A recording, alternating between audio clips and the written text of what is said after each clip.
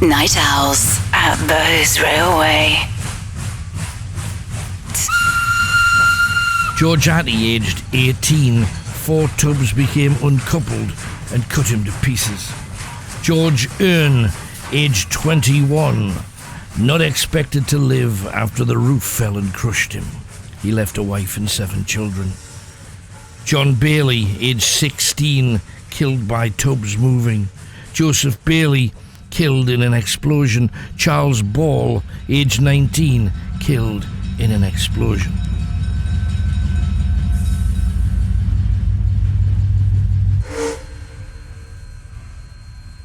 I don't know whether you can hear that busy road directly behind a wall. We're really close to where people live here. And most of the people that live here have absolutely no idea about the hundreds of people that died, literally, just across the wall. I can see a lady in a bright orange high visibility jacket running past, jogging, getting a bit fit, just before we go in to Bowes Railway. Now, we have 3 victims. I want to find out everything about you. This woman didn't even know she was going to be here about probably an hour and a half ago. Yeah. Tell me your name and where you're from. I'm called Sarah and I'm from Blackhall Mill. And what do you do? I'm a physiotherapist. Right. Now, so a professional. Yeah. You will know the difference between real and not real. I hope so. What do you think about this kind of stuff? Do you believe? Do you not believe? I've no idea. I do believe, but I'd like to see something. Right.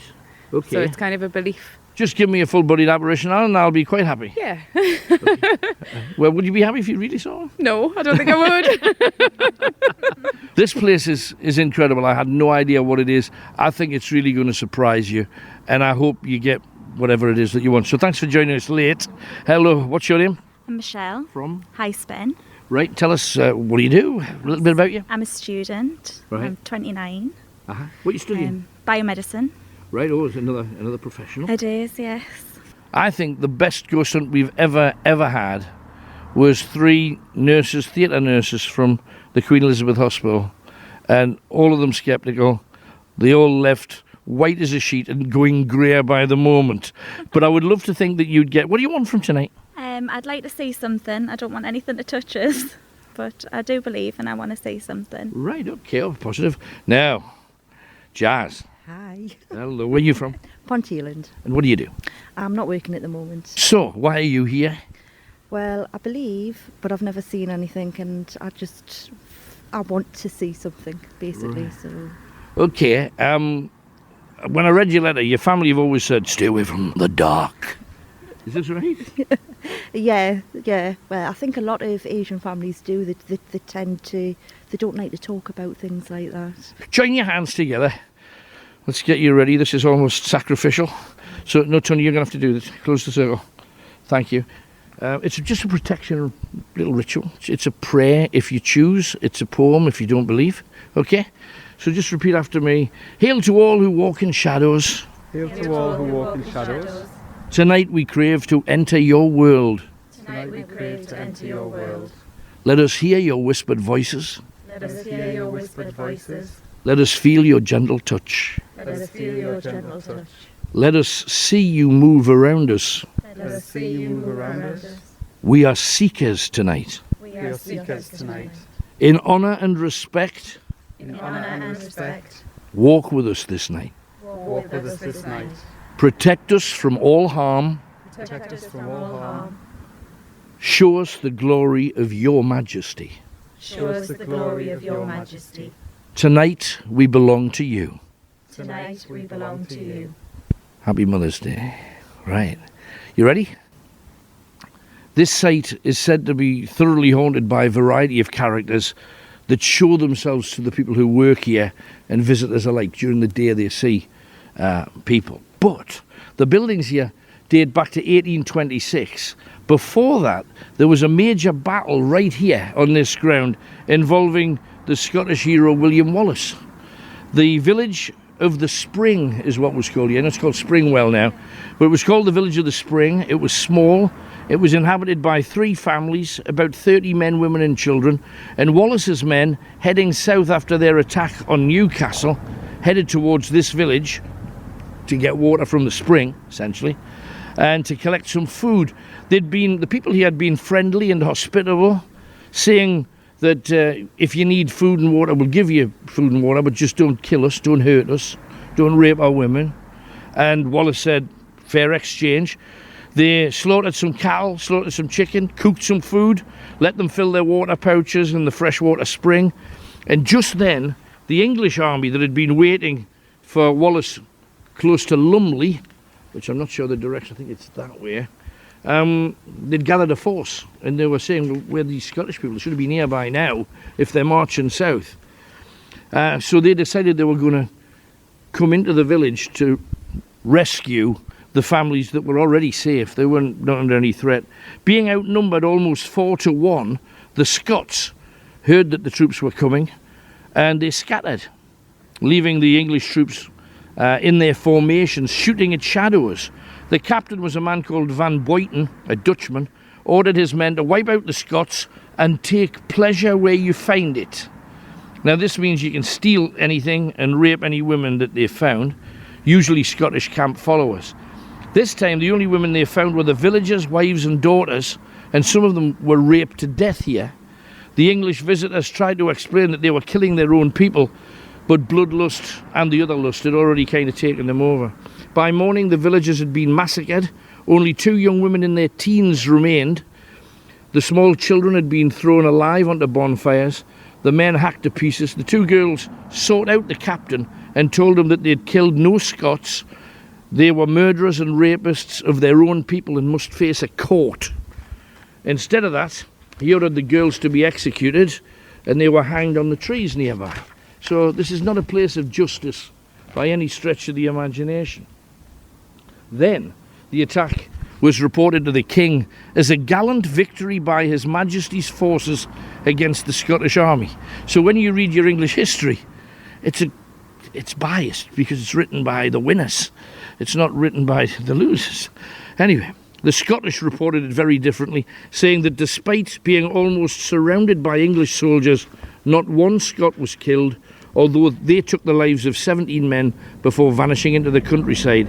The English were not even able to track them. It was a reprehensible massacre of a friendly village. They just wiped out their own people. Nobody lived on this land for almost 120 years. When the spring dried up and people decided they were going to dig a well to find the spring well, and that's where we are right now. The current site. Now, I'm not going to talk to you about where the places are, because essentially they're dark places. And this is a massive, massive building. There's 1 or 2 buildings you're going to be in that are the size of cathedrals. I mean, they're immensely big buildings. The current site has a haunted blacksmith shop visited by a see-through man in a boiler suit wearing a flat cap. If he's about, there's a very strong smell of soap. If he spots you, he throws stones at you. This is a particularly eerie location. Many visitors have run out of there screaming after being touched, slapped and pushed. I'm sorry, this is your nightmare place, isn't it, really? He's an angry entity, and it's believed that he burned to death in the shop. And that's going to wind you up a tad. Women in particular, though, seem to get short shrift from an unpleasant character. Across the site, a long way, and one of you's going there in literally 5 minutes' time, there's the brake cabin at the head of the Springwell self-acting incline. Why it's built here, you got to remember that to move a train or to move a carriage, you need a train. Well, not here. It's just built on a hill. So when you're finished with the carriage, you just put it on the slope, and there's nobody guiding it. It just rolls down the track. Now, because it's rolling 10, 15 mile, anybody in the road, they get sliced and diced. And they did all the time. And there's no such thing as health and safety. If somebody died here, they were just buried. And they didn't get money, the family didn't get any money. So you can understand if there is any spirit here that are unhappy, they stole my life from my family and left them out on the street. And families would die and disease, and you can imagine, nasty time. Anyway, They used gravity on the slope to send wagons down to Jarrow by the Tyne. They were emptied and returned back up by like a crank return wheel. Using the downward force, they are sent back up by chain, pulling them in the opposite direction. Between 1826 and 1900, 211 people were killed, 187 badly injured working on the site. Some had legs torn off, others completely sliced to pieces by trains. In total, on the site, with industrial accidents, close to 1,400 people died here. Now, that's for a small bit of ground. Can you imagine? Welcome. You're taking the place of Harry. He was only here 3 days. He didn't get out. The wagon shop. Now, this is the building again in the distance. It looks like a cathedral. Recently restored. It cost them £250,000 just to put a roof on it. This is where they would maintain wagons, railway wagons. Here, dark shadowy figures are regularly spotted. Noises ranging from talking, yelling, whispering, screaming, and voices very close to your ear. As if somebody was kind of whispering in your ear. You get a little bit of that. There's one character called Clean Willie, a young engineer from 1827, thought to be the very first person to die here on the site. And you know the smell of soap we mentioned before? He loves nice smells. He loves perfumes. He's attracted to perfumes, and if you've got a strong aftershave, he'll come to you. If you've got strong perfume on, he'll be about, because he loves being super clean. That's why they call him Clean Willie. He brings with him the smell of soap or aftershaves, or just different but light, pleasant smells. Despite his occupation, he hated his hands being dirty, and he would wash and rewash himself before putting on spotlessly clean clothes to return to his wife. Nobody's sure how he died. His wife is said to be floating around the yard searching for him. Some say that his death was hidden from her so as not to cause trouble, because he was a foreman. His wife came to the yard every day for 3 years looking for him, and they're saying, look, he left, he's gone, he's not here anymore. We believe he died here, and they just didn't want to cause a commotion. She died of pneumonia and said she would haunt Bowes Railway. Well, I'm gonna go back there now that I'm dead, looking for my man, kind of thing. The joinery exhibition room is haunted too. The site's Alsatians refuse to go in there. There's said to be a tall black shape of an angry man who rushes at you, gets right up to your face. Some people say they've seen his eyes and were forced to run. The locomotive sheds, where you'll see full-size trains. They've caught on camera a see-through man wearing a flat cap. This is said to be a man who accidentally decapitated himself. He'd been asked to load sheets of slate to make tiles for roofs, and the pallets had been stacked high, and on the third pallet, stacked 8 foot high, he reached up to tip a sheet off to lower it down, but it slid down at a speed, taking off his head and 8 of his fingers.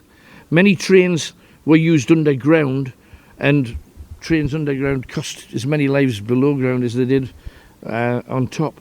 The platform, because you're going to have to walk across railway lines, never if there's a train coming, okay? The platform is said to be haunted. In the early 1900s, a man called Geoffrey Richardson came here applying for work. He'd been roughly interviewed, and as a train rode past him, he died of a heart attack, with the noise of the train roaring by. Ever since, he keeps getting seen looking even more pale, but he grabs hold of people in the dark as if to help him fall to the floor, kind of thing. It's a weird thing, but he's tripped people up before. Also, at Blackham's Mill, which is the next building, it's about 150 yards from here, you can board a train, and if you board the train, you're supposed to hear the female ghost. This lady lost a child in the area. Kids love trains. While searching for a little boy who used to come here looking at the trains going by, they found one of the wagons at quite a low level was covered with blood. So she tried to follow the path. She knew his body must be lying somewhere on the site. The child's body was never found, but his voice is also said to be heard screaming for his mom. He's a little boy. The entire yard is synonymous with seeing spirit. If you're here, feeling nauseous is pretty common. Sometimes you can pick up on the feelings of the people who did stuff here. If you get an intense headache, if you get a little bit of a tummy ache or anxiety, a little flappy, a little heart going a little bit faster, it's not necessarily that you're in a scary place. It's you're picking up stuff. And I want you to be as open as you possibly can. Panic attacks and breathing difficulties, as visitors have picked up the health issues of the day. Because you've got to remember, back then there was no National Health Service. There was a lot of emphysema, there was a lot of bronchitis, there was smoking as well at the same time. So that's why you're here. It's not just here's a lot of dark buildings. You're here because stuff happened here, and we respect the dead. As I say, you'll be walking over an entire shaft of dead bodies that they just closed the site. And in essence, I even think that's wrong. They should have had them up. They should have given them back to their families. And if you imagine it was your man or whatever, you can't imagine how unpleasant it was. So, how do you see spirit? This is the juicy bit. Now, the cones, if you're studying medicine, you can prove this is true. Talk to any optician. You see spirit clearer out of the cones at the side of your eyes rather than the exact middle. So if you see a dark, especially the dark things that move about, if you see something dark kind of kicking off on your left hand side, the thing that you're tempted to do immediately is to swing around, and then it's gone, and you say, there's nothing there, because you lost it, because you can see it better in the cones. So what you can do, and I've done this for the longest I've done it for is about 3-4 minutes. If there's something moving there, for example, I know how many fingers I'm holding up. I'm not looking at it, but I can tell, because you've got really good peripheral vision, better than people give credit for. So if you see something moving around and it's a dark shape, try and follow it. Don't swing your head straight around. See where it's going, see what it's doing. And in that peripheral vision, you can tell how tall something is. Absolutely. But you can tell height, short. Is it a man? Is it a woman? You can do that. Because in here already we were with the guys and they were switching the lights off essentially for you. There's stuff moving in there now. There's stuff clanging and banging, and what's here kind of likes the idea, I think. So tell me what you hear, tell me what you see. The scent, the smell, what are you getting? And you say, well, it's dark and it's musty. Yes, it is. Sometimes you get a bit of tobacco. Sometimes you get a bit of BO. Sometimes you get a bit of cabbage breath. It's bizarre. I've had that already here. And I think you're going to have an interesting time. Jared Ball, aged 14, a pony driver, fell from a building and crushed his skull. Forster Banks, aged 26, killed in an explosion. James Beadling, aged 22, killed in an explosion. Robert Benson, aged 25, buried alive. Jacob Binks, aged 9, killed in an explosion. John Blackbird, aged 61, crushed by wagons.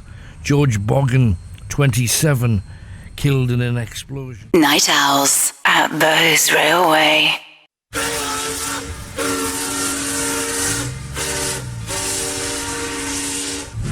This is Night Owls with Alan Robson at Bowes Railway.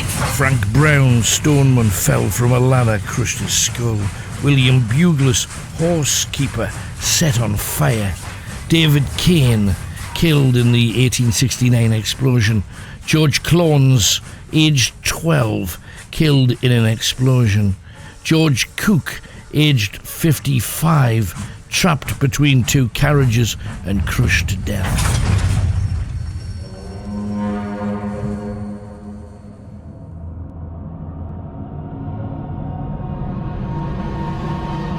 Now, in the middle of Milton Rigg Wood in Cumbria, there's a haunted railway crossing, and the ghosts of a 1926 disaster replay their terrible fate with a strange yet eerie precision. Now with level crossing, always feels strange. spooky. Even those who haven't seen nor heard anything out of the ordinary, they all say there's an atmosphere there unlike any other. Trees close in on all sides. It is fundamentally a gap in the woods where a lonely rural railway line crosses the main Carlisle to Newcastle railway. Red and white painted barriers come down to stop the traffic whenever a high-speed train approaches, and they haven't always been successful. The signal box is hidden away about 15 yards down the track. The signal worker who's charged with doing this job, watching the lights, he's cosy enough inside. But outside is a very different story. Milton Rigg wood huddles so close to the track that it cuts out the moonlight and it casts sunlight into shade. Whoever walks those lines with a torch in their hand to operate the gates will experience the most terrifying nights of their lives. There are those in that area who will never work there at night.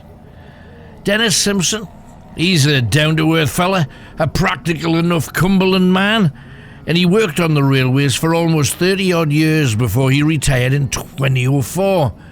Ordinarily, he'd be based at the Bampton station. He very rarely had call ever to go to Naworth. But sometimes people would go on holiday or they'd be poorly. 5 or 6 times during Simpson's career, he sat in as a relief signalman in that darkened remote box in the middle of Milton Rigg Woods.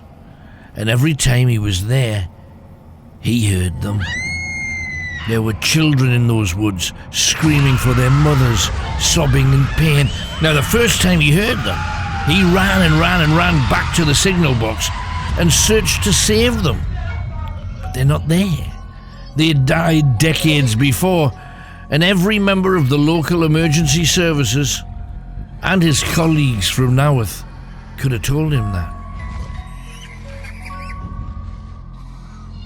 But every time he's there, the noise goes on, and he heard it every time. He had to walk down those tracks with his torch at night, hearing terrified, anguished howls. He had to open the gate against the background of the noises of dying children, for whom those open gates had once proven fatal. We rewind back to the Naworth level crossing on August the 30th, 1926. The Charabanc held 16 people. Old-fashioned bus, as it trundled up the road at between 10 and 12 miles an hour. William Lamb was driving. He was 22. He later testified that the level crossing barriers had been down as he approached. He began to slow down, ready to stop, but the signalman appeared to lift the gates open. It wasn't that the signal equipment had failed. Station Master Thomas Arnold checked them later and found them to be in good working order. The problem was human error. Another signalman, William James Oliver, had watched a train go by. He hadn't returned to the signal box to check if it was the only train. He crossed the tracks to open the gates and beckoned the Charabanc driver Lamb on. Lamb manoeuvred his bus onto the tracks, looking to the left as he did so. It was clear. He looked to the right, and in a split second, the express train from Newcastle to Carlisle was there. Lamb slammed his foot onto the accelerator. He thought he might miss it by inches, but he couldn't. Laden with so many people, his bus was too heavy. The train ploughed into the back, and Lamb was thrown, injured but clear. But not so 8 of his passengers, nor signalman Oliver. The coroner said that they died instantly, with the rest sustaining terrible injuries, and there were children amongst those killed that day. The biggest problem the authorities had were trying to piece together the bodies that had been sliced and diced as if they'd been in a food mixer. Now, when Dennis Simpson began to ask around in order to make some sense of these weird sounds that he'd heard on the crossing, all he got was more stories. Colleagues confirmed that they'd heard the cries too, the sobs, the wails. These are local people. Cumbrians, born and bred. They know the difference between the cry of a randy fox or cat from that of a child. They knew what they were hearing in Milton Rigg Woods, down by Naworth Level Crossing. But worse were the sightings. One regular signalman at the spot refused point blank even to go to the signal box.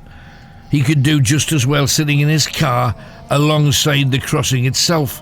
For company, he'd have his border collie sat in the passenger seat, and when the call came from head office, he'd slip out of the vehicle, do his job, and then almost run back into his car again to await the next change. Well, it all started with the barking of his dog. The signalman stared, smiling under his assertion that the collie maybe had heard an owl or was sniffing a fox. And then came a tapping on the window. He turned to find a man looking in, his face pale, his eyes with the fixed lifelessness of a phantom. He was wearing an old-fashioned signalman's uniform, and he asked for a light for his cigarette. Startled, but not necessarily thinking ghost, his modern counterpart reached down for his lighter, and when he sat back up, the face was gone. The man had disappeared, and the dog had grown silent. For the railway worker sitting there in his car, the realization was quick. He knew what he'd seen. He knew now who he'd seen.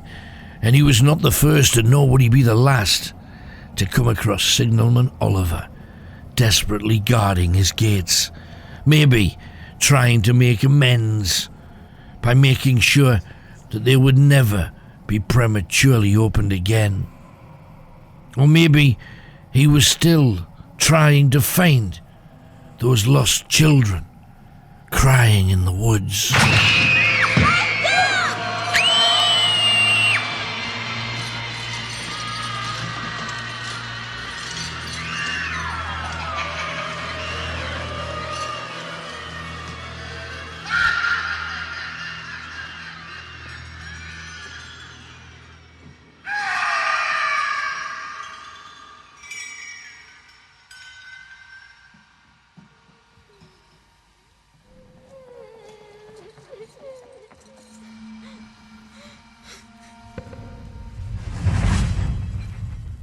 John Coulson killed in an explosion. Gordon Cowell killed in a fall of stone. Andrew Crone, a banksman, was cleaning the bottom shaft when 400 ton of coal fell on him. John Dinnery, aged 55, killed from a blow from a pick. Mark Fennick killed in an explosion. William Fennick Jr., aged 7, killed in an explosion. William Fennick Sr., 51, killed in the same explosion. Night Owls at Bowes Railway.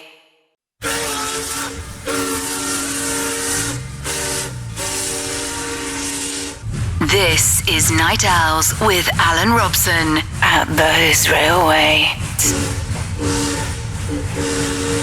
James Fisher, killed by a fall of stone. Robert Gowland, a shifter, killed by a fall of stone. William Grant, killed by a roof collapse. William Greenwell Jr., aged 15, a driver of an underground train, fell in front of Tubbs travelling on a cart and was sliced to pieces. Okay, your first challenge, should you choose to accept it, is the furthest away from here, and it's the shop where you get a bit pushed and shoved and people shouting at you sometimes. Dark shadows swiftly moving, the most common phenomenon in there. You heard me talk about them. Richard will show you where to go. Okay. Off you go. Meantime, I think it's going to be Jazz first in. Sorry, I'm very tempted to stick you straight in as well. Right, okay, you come with me. Might as well do it all at once. Just stay where you are, Jazz. I'll come back for you. No, you've got time.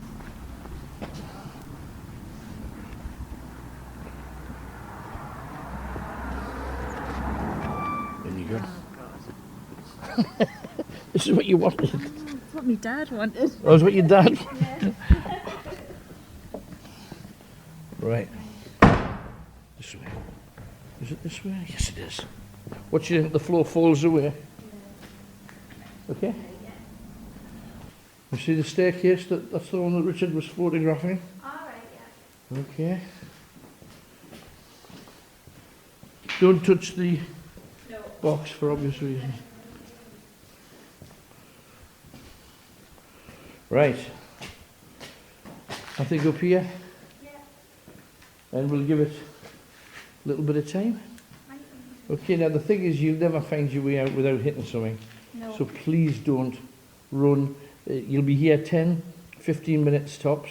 Right, If you hear anything, what I'd like you to do is, I don't know what you can, bottom line is, you can get, even without the light, you can see a little bit of ambient light. yeah. So your eyes will very soon get, you know. Yeah.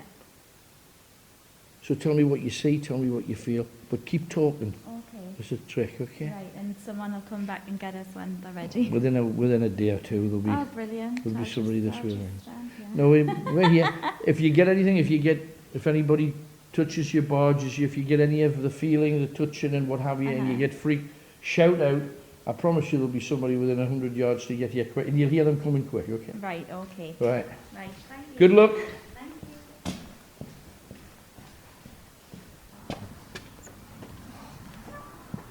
Jazz, you ready for this? Not really. How you feeling? Terrified. Well. Now apparently, It is dark. what's your isn't step? it? Now apparently, when the place that I'm putting you, there was a man who ran one of the groups of railway people that worked underground, and there was an accident and 27 of them were killed, and he hanged himself up here. Watch your step. Okay? So, he put a rope over one of the, you see these big Beams. wooden beams? Yeah. And, oh dear, watch yourself. Right, Oh, can't see anything. okay. I think this is probably the right place for you. Put you right in the corner. Right, so if you could come round here, watch your step. Good? Yeah. Now don't forget, you're on tape. Right. Now, describe what you can see. There's There's loads of machinery. There's hooks, yeah. a Big hook metal hanging hooks. there. Various bits of kit benches where they could do mechanical work. And there's the occasional big spider around here as well. So. Oh, lovely. There's no rats, as long as there's no rats. Or there may be rats. Oh. Because some of these places are open to the outside. So Okay. I haven't heard any, but there's big holes in the wall like that. So there might be some creeping about. But again, the way to get me is to shout Alan, and if it's not me, it'll be the nearest guy to me that'll come and get you. Right. But the important thing is Talk. chat, Yeah. talk. What do you get? Okay, good luck. Okay, thank you.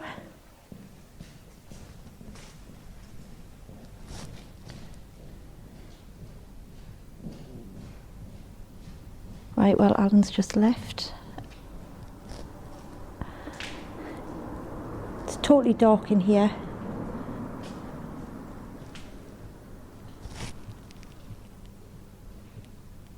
What was that?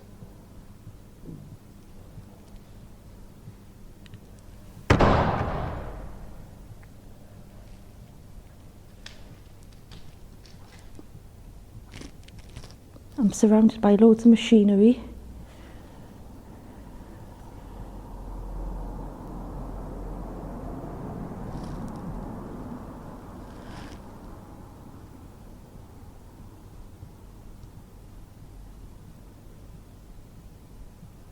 I'm really not liking this at all.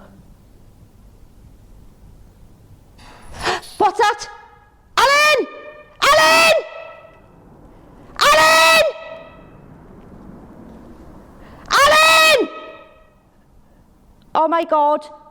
Alan!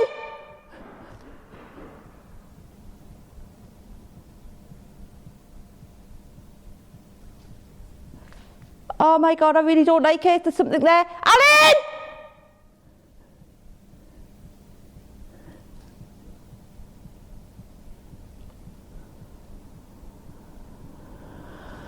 Oh my God.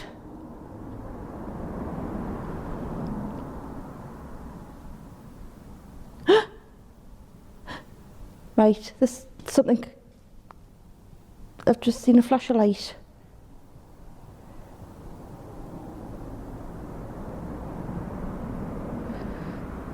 Oh dear me. A great big metal hook started swinging.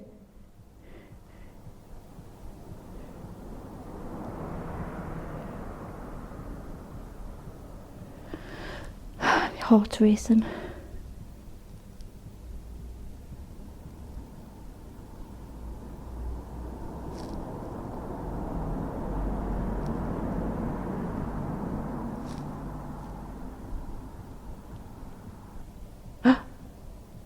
Did you hear that? I can hear. There's rustling behind us.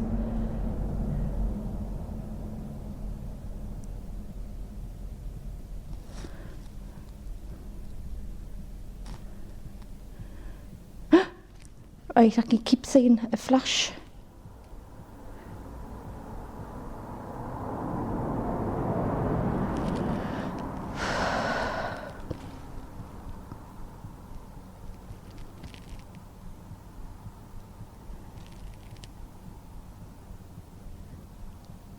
I'm really not liking it. I can see something. Oh God, what can I see? My eyes are playing tricks on us now, I think.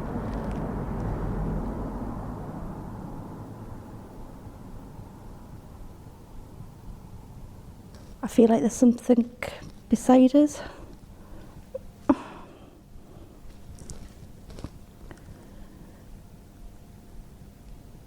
Scared to move, there's just loads of machinery.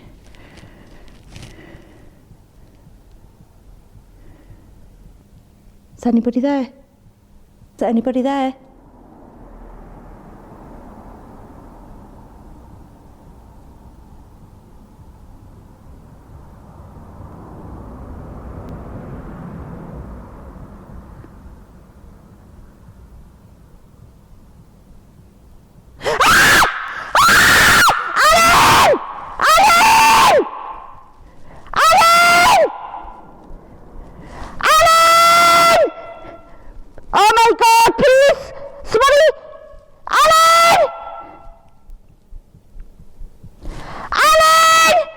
I really don't like this. Alan! Alan! Alan!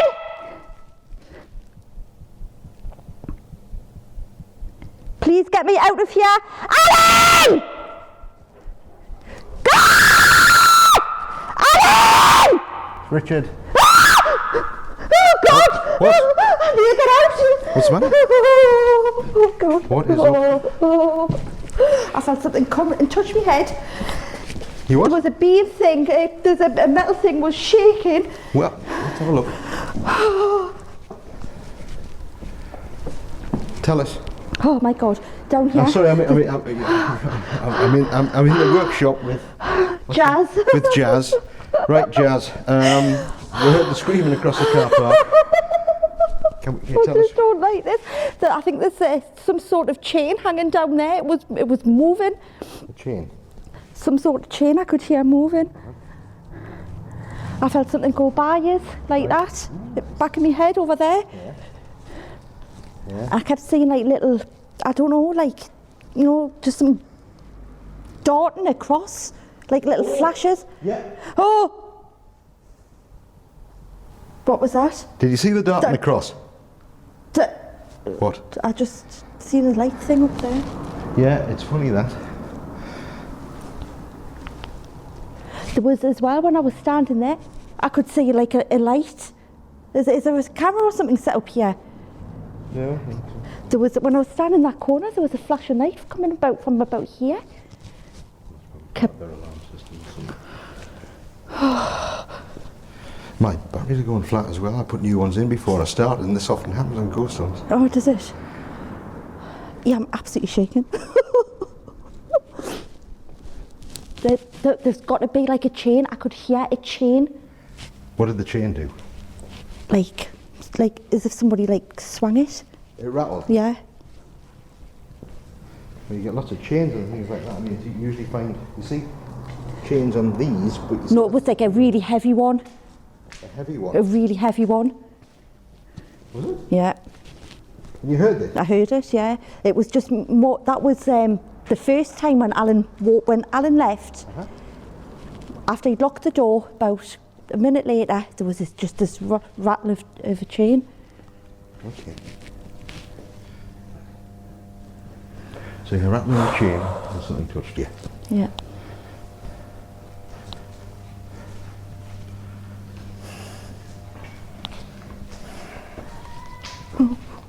Somebody else yelling.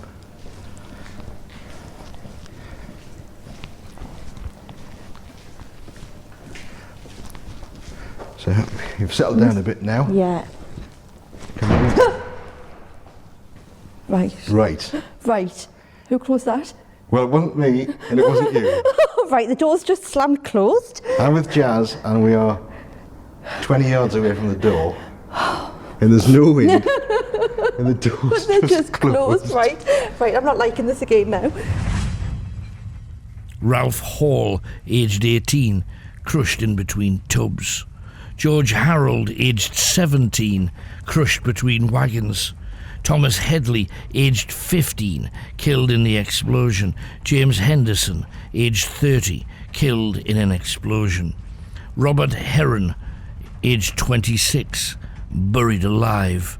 William Holt, aged 14, a tub coupler, was trapped in between two seams and drowned. Night Owls at Bowes Railway.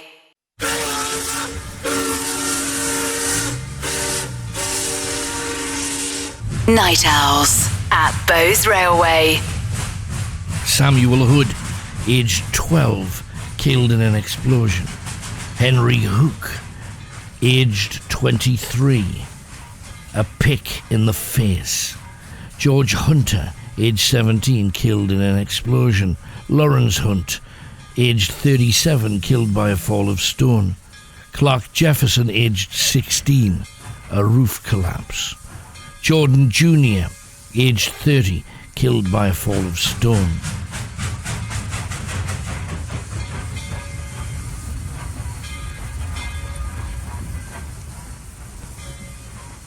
Alan Robson here on the Night Owls. What a night already.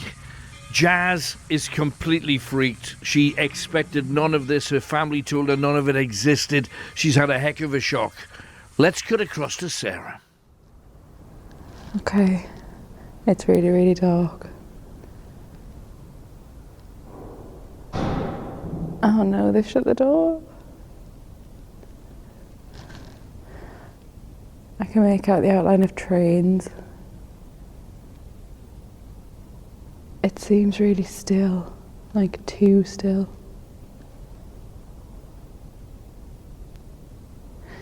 I don't like these trains at all.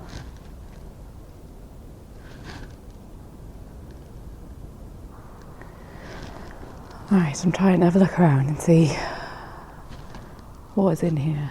I'm leant up against one train and there's another one to the side. There's a load of beams and it is absolutely pitch black. I don't like having my back to this train.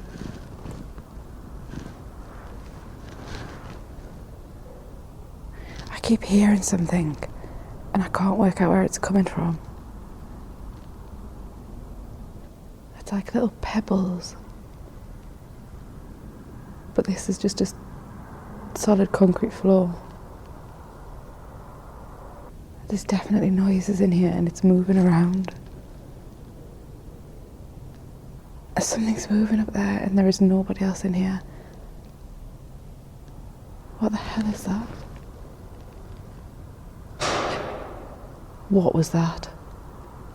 Shit. Sorry.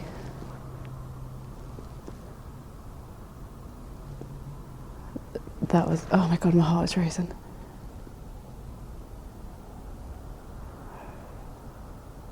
That's not even funny.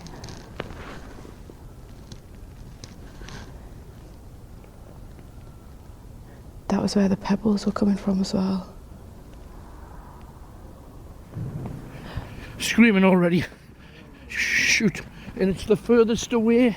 I must admit, we're a long way away from our first victim. We say we'll stay 100 yards. That was 300 to 400 yards. As we're fighting, getting across railway lines and crossing the great place where the bodies were buried.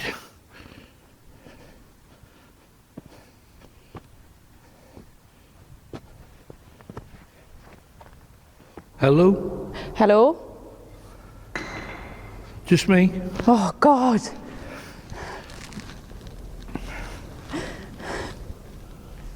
I see your lights, do you are? Oh, you just made my head. Are you alright? Yeah. I'm hearing screaming. There's been sounds of like little pebbles from Hang on. over there. Say again? There's been sounds of like pebbles they dropping, are. tiny little pebbles from over there. But then in that back corner there was just a huge big bang and it's got my heart absolutely racing. Did you scream? No.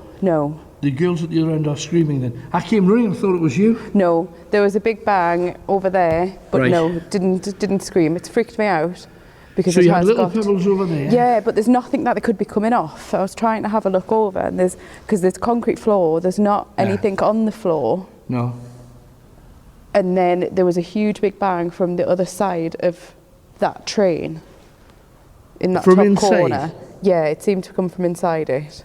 And the pebbles were definitely inside. Definitely inside. Because if you think about it, if there's anybody else in here, even though it's a big space, you can see or hear them, can't you? Yeah. Yeah. So how do you explain that for a start? I can't. It's got me. I didn't think things would start that quickly. So it's thinking, no. When we came in before, we were aware that it was almost, there was like a feeling, almost like agitation, almost, I can't wait to get started kind of thing.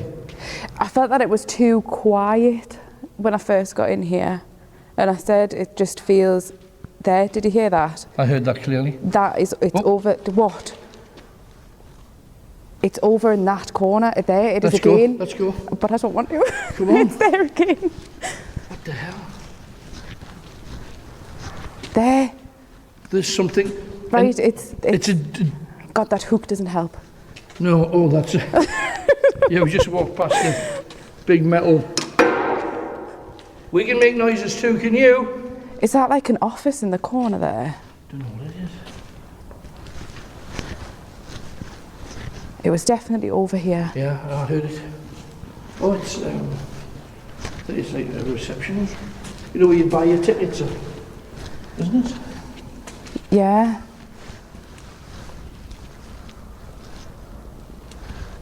But for your first 15, 20 minutes? Straight away, as soon as it came in, it just didn't feel right in here. Now, the thing is, there's two smaller offices over there somewhere. The tiny little square, really claustrophobic, horrible things. At some point you may be coming back here, but I heard that was like, I'm here trying to attract your attention. It was definitely over here because I thought it was behind that train, Well, we're behind the train. but we're behind it now. And it's gone very cold. It's gone colder than I was over there. I thought that was you. Do you see there's like a light? The green light. Yeah. That's the one of the bits of equipment. Oh, That, is it? yeah. No, that's all right then. But all the noises this end. Well, come on, let's make our way back if we can find the door. There is one down here. Watch your step on the floor. Because Oh, yeah. last chance. Did you hear that? Did you hear that? That was a voice. Oh my! All the hair on my body standing. That was very dense. That was definitely a voice, and that was where we've been. It answered me. Yeah, definitely.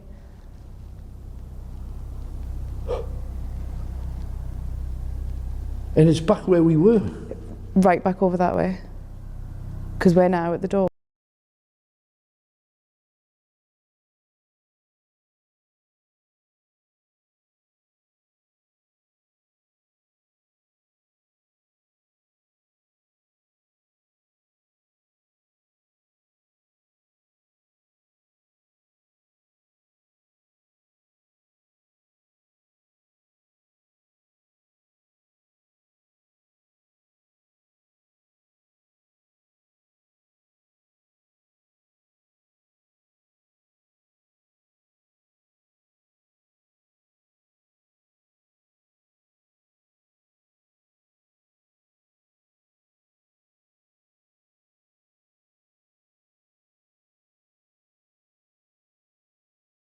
Well, rescued the first one, kind of, and ended up with a...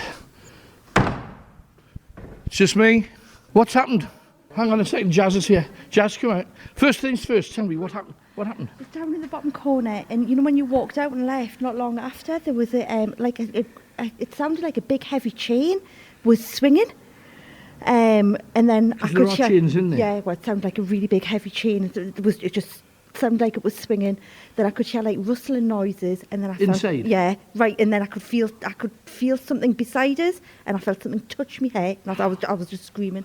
I heard the scream. I thought it was the woman in the other building, and I went running. It was you. It was me. It was horrible. Then Richard came in, and me and Richard was standing. We're walking up here, and the doors just slammed closed by itself. Oh my goodness! And then we walked up here, and then there was like a metal tinkling sound of some sort. I've just. Now this is your very first touch for right now. If I just asked you now, do you think that stuff exists now? Yes. Because how do you explain all of that? Well done. Hey, you stayed though. You didn't run. You didn't run. Do you want to stay here, or do you want to stay just outside, maybe with a cigarette in your hand? There. Watch that door. Be very, very careful. Chasing the next. Oh, you bugs.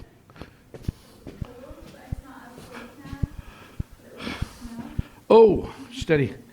Hi. Did you get anything? Yeah. What happened? Yeah. Now, I've just taken a photograph there, behind you, and then remember at Ripon we had some funny happenings. Yeah. What? All we got, this is a photograph of this young lady. Yeah, I got... All we got was that. Now, You're surrounded by it. you're surrounded by it. It kind of likes you. Yeah, it's been sitting on the stairs watching us. The photograph just You saw before. its eyes. Yeah, it was something was sitting on the. Oh, there it is. It sat on the stairs where the sugar pot was, and I knew the sugar was there, and I kept getting a smell and then feeling sick. What was the smell? It was like a musty, disgusting smell, and every time I smelled it, I felt sick. Right. And then it was all I could see was like eyes, and I heard. What kind of eyes? What colour eyes? Could you make the colour out? No, it was just that's all I could see was just eyes. I couldn't see anything else. Because the rest of it was kind of misty. And I heard could only have been, it was a hollow sound being thrown like wood. That it was like a clatter on the floor. But inside, Inside, it was I was standing right down the back where you left us. Yeah. Because you can tell that there's nobody else in here. No, there's nobody else. I was in the back. There's nothing else there. There was a hollow. It was an empty cave space. Right. Then when Richard Look came at in, this. I'd said You that's seen where that? I've seen it, and I couldn't keep looking at it because I was doing what you'd said. He's That's still where there, it man. was, yeah. He's still there. And then when you came in, you smelt it, didn't you? Smelt it We moved and up followed here, us back it up followed us. I'd said I can smell it again. I've got it now. Yeah. It's like a sweet. And I feel I've got that it too. again. I'm Yeah. freezing cold on my bottom again. On your bottom? I'm not. I was going to say I'll rub it, but no, I won't. That's where I'm feeling it. Can I just tell you, Richard, the most amazing thing happened in the big shed, right? We're just leaving, right? I wish you wouldn't do that. We're just leaving the big shed. While I was in there, I'm hearing, she says, there was a few pebbles being thrown around there. Yeah. And I didn't hear that. Right. Then she said, and behind the train, there's a lot of noise going on. And behind the train, just at that moment, you kind of heard behind the train. So we went behind the train, like I would. There you go. And eventually, we get to the door. I turn around and say, come on, it's your last chance. and a man said, from the bottom of the room, and we both heard it clear as day. Clear as day. So we must have it on tape. So come on, that's a heck of a start. Let's get back, a quick debrief, and then we'll get you out again. Watch the way the floor falls. Whoops.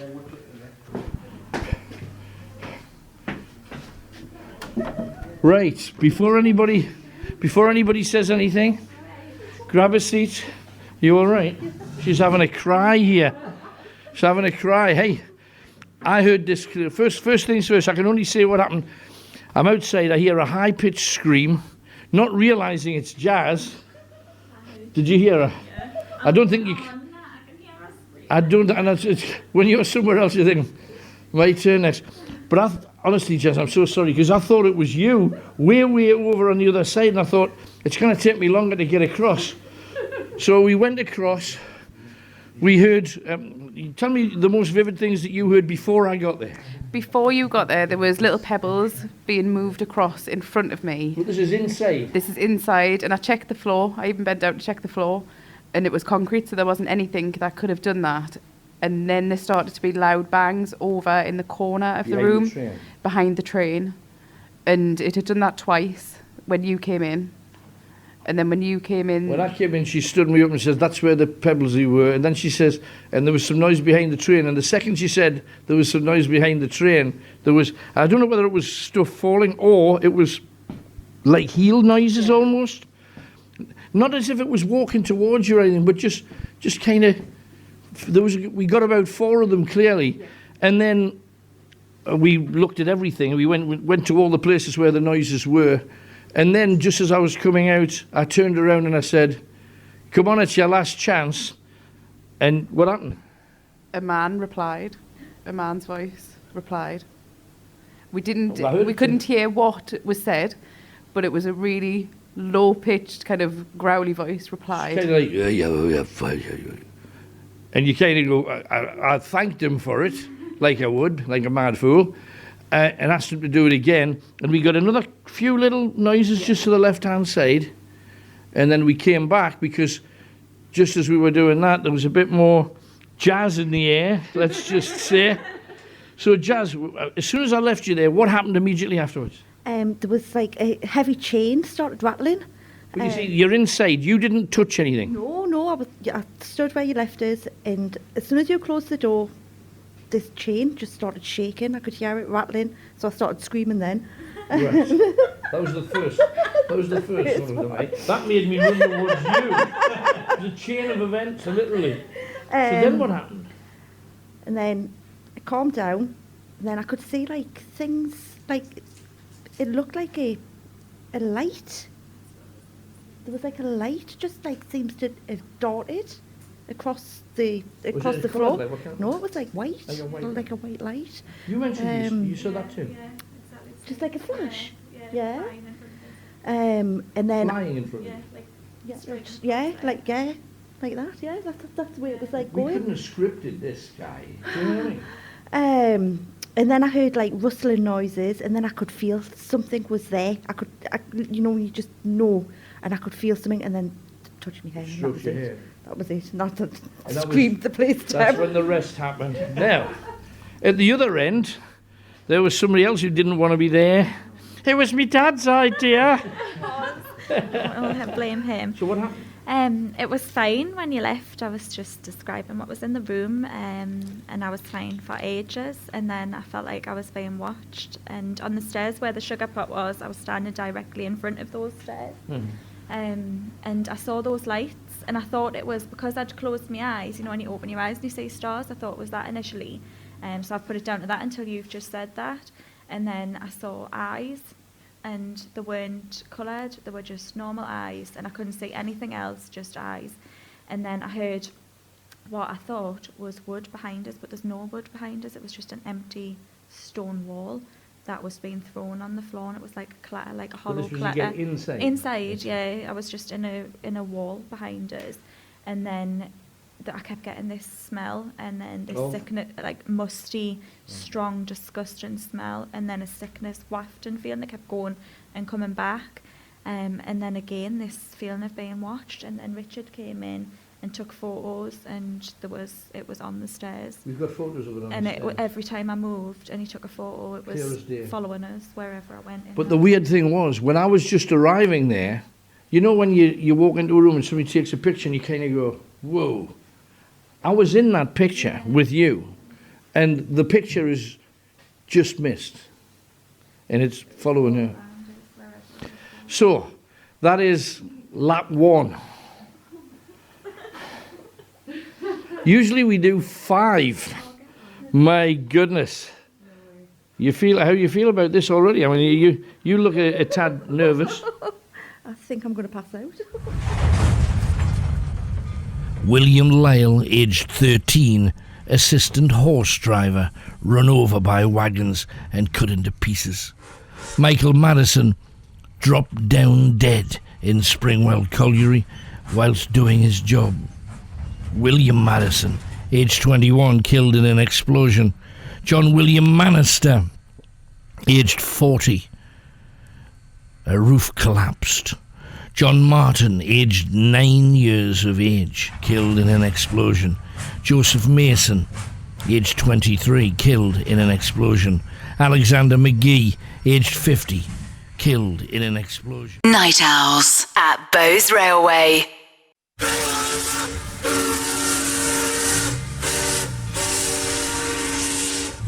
This is Night Owls with Alan Robson at Bowes Railway. James McVeigh, aged 17, a pony putter, killed when he was kicked in the face by a pony. George Oliver, aged 41, killed in an explosion.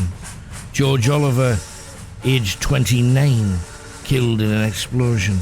James Oliver, 15, killed in an explosion. William Oliver, the 4th member of the same family, aged 8, killed in the same explosion. Now, Melissa, her recording equipment just switched itself off. No reason for it to have done that. At places like this, it's been known to happen. So we've given her a fresh microphone, fresh batteries, and now Richard and Tony are taking her to her next challenge. Now, the thing you all must remember, in every case, the people where they're placed can see the door in and see the door out. There's no one in there but them. I don't want to go too far. Look, watch this. You stay there, right?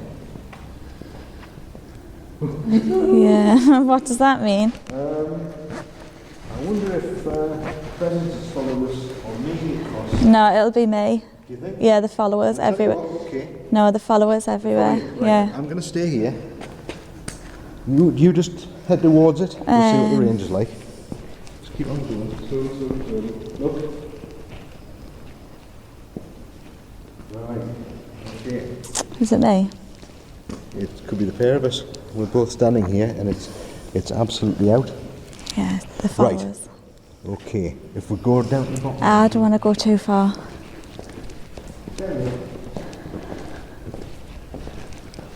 Are you staying this bit, Tony, or? I'll just go outside the back.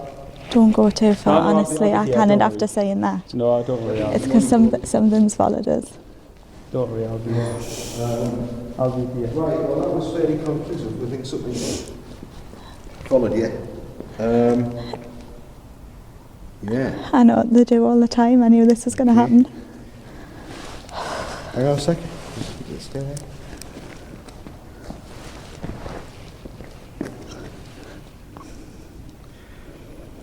Right. Okay. Pop your light out, Tony. See this? Bright light, positive presence. And there, okay?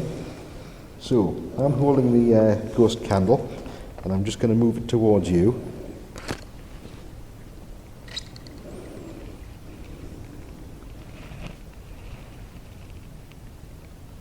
Right. What does this tell us? It's with us. It's with you. Yeah, Right, I can't do it. I can't stay with it. You have a presence with you. I know I do. Well, I'll tell you what, you stay here and just soak it up and let us know what happens. We're not far. Yeah, I'll just be outside the door. Just keep on talking, listen, you know, any smells, any any emotions, just let us know.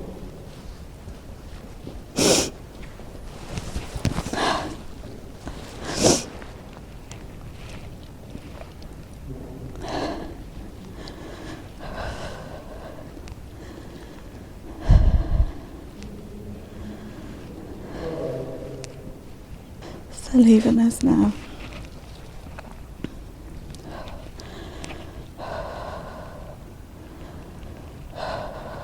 Really cold.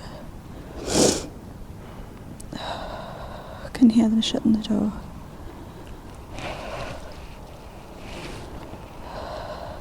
I don't want to be in here. Oh, they've shut the door.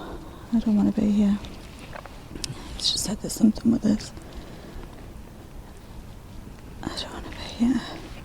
I knew this would happen. I'm freezing. I'm freezing cold. I'm cold, I'm cold, I'm cold.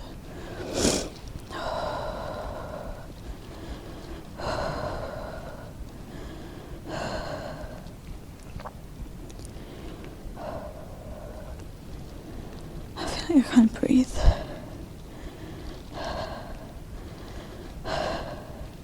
My heart's racing.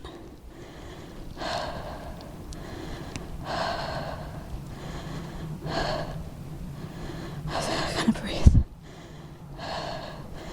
There's a shadow behind us. There's a shadow behind us. There's a light in front of us. I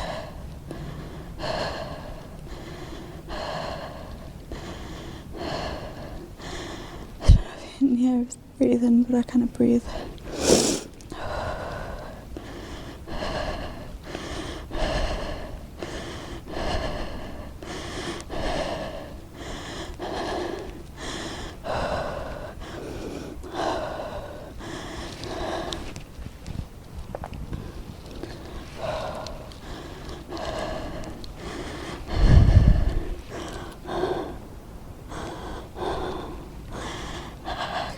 I'm really cold. I know it's with us. I can feel it touching us.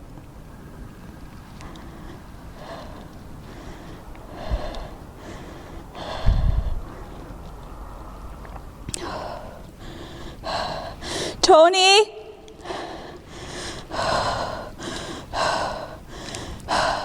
Tony! No, I can't breathe.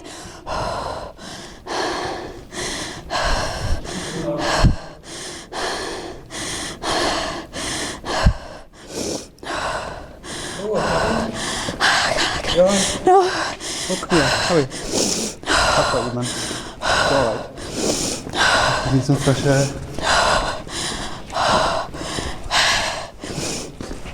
Deep breath. What happened then? Alright, get outside, you get some fresh air.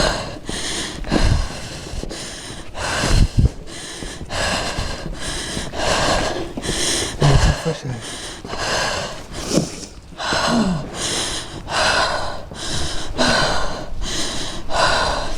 Go on, get out. Take your time. No worry. I grabbed all my legs.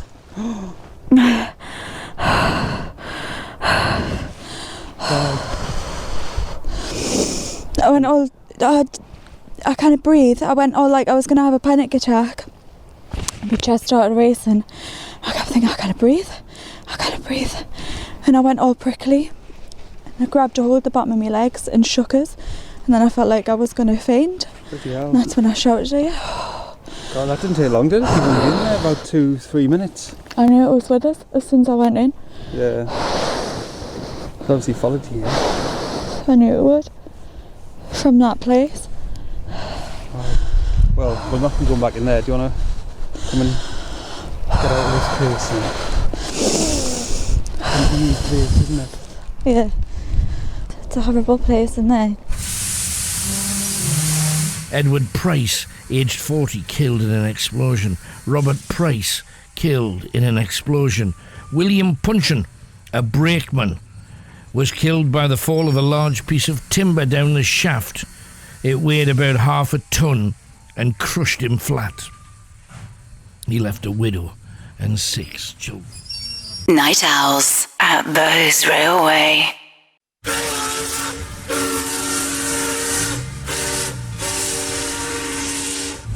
Night Owls at Bowes Railway. John Raffle, aged 25, killed in an explosion. Joseph Ramsey, killed in an explosion.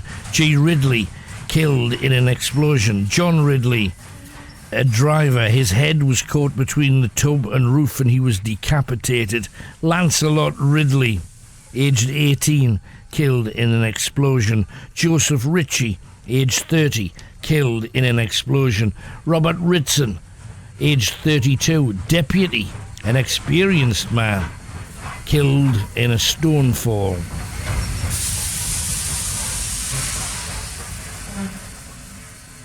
Bottom line is, this is what we've come here for. Yes. You know what I mean? So, thank heavens we're getting it rather than...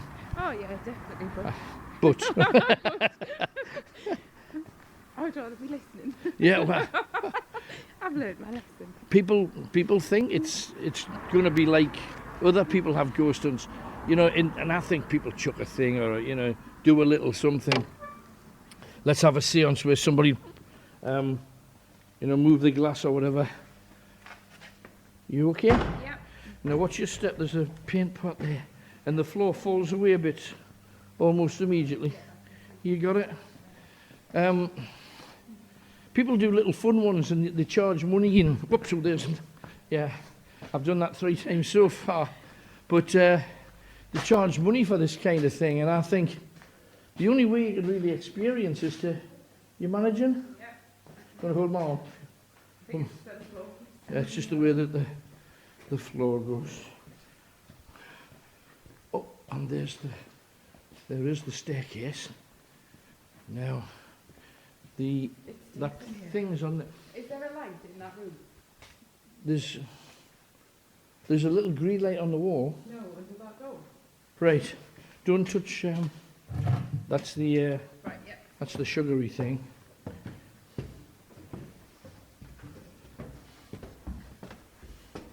Watch your step. Hang on. Did you hear... Oh, please. I thought I heard... voices. They've used this as a hospital before for some of the injured. That's a picture of the site as it used to be. I'm trying to find you a place to sit down. I don't think there is one. No. Whoops. No, that wasn't a valuable exhibit. Sit at the end of that? I'll put it sit at the end of that table and I'll... Oh, there's something there. What is that down there? It's just a big spanner. You see it? Yeah. Right. You all right? Yeah, don't go too far. Well, I don't think I am too far this time, but so just to let you have a quick look. I'll do one swerve of the room for you. Yeah. More importantly, just so you know, there's nobody here. No, there's definitely nobody here. Well, enjoy. Thank you. If you get half what you've had already, we'll be fairly pleased. Yeah, definitely. Good luck. Shout if you need anything. Babe. Okay, will do. I think she's very valiant. The worst thing I think we'll have from you is a puddle. Right. I wouldn't be surprised. Was that you? That was me. Okay, I'm gone. Bye. Bye.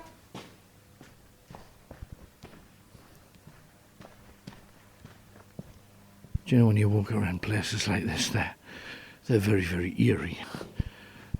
Because of the blood and the sweat of all of the people that have been here before. It is quite amazing. Right. This room seems worse than the other room because there's loads of exhibits. They're like glass cabinets. And they've got, from what I can see, like model railways in them. and everything's reflecting off the glass, and I think that makes it seem a lot worse.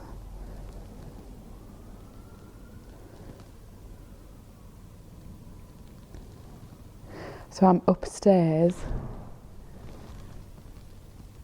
and this is the workshop. I think there's a clock in here somewhere. I'm sure I can hear a clock ticking, but I can't see one.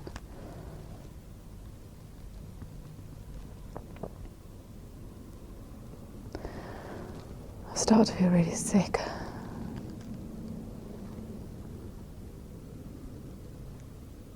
Really uncomfortable in here. Again, there's just not a very nice feeling in these rooms. Right, there's something moving. Alan told us not to move our heads, but you can't help it. It's done it again.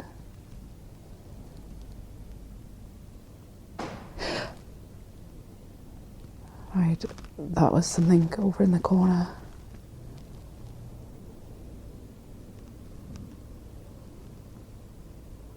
Oh, that made me jump. That was where I just saw something moving.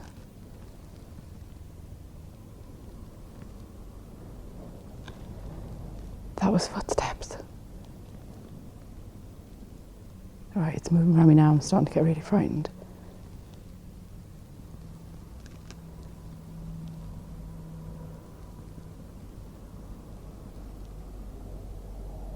Is that somebody downstairs?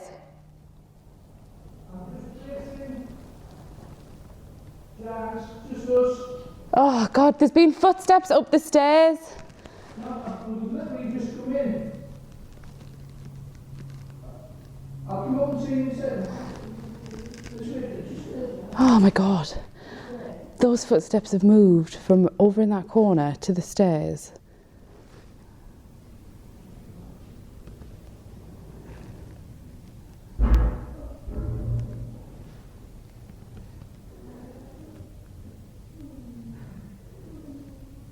It's gone so cold on my left hand side. Just one leg.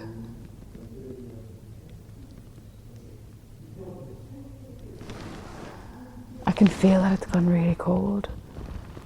Those footsteps have stopped now. I can hear them again, but I know somebody's coming up.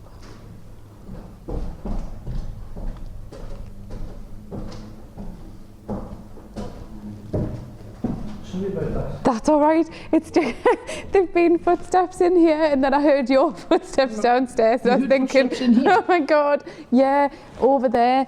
There was a noise from over in that corner, like a bang, but then very clearly 3 footsteps over in that corner. Right. And so it's moved this, and I'm very cold on this left-hand side. There's just it's noticeably colder over a really uncomfortable feeling. I started to feel a little bit sick. There's just some, I feel like something doesn't want us up here. And then I heard your footsteps downstairs.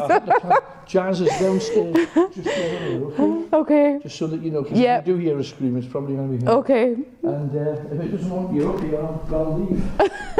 Thanks. Good luck. Thank you.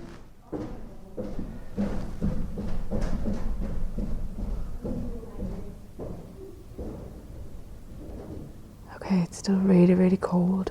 That was a light.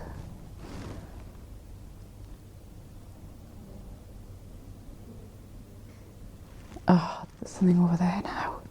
It's moving around so quickly.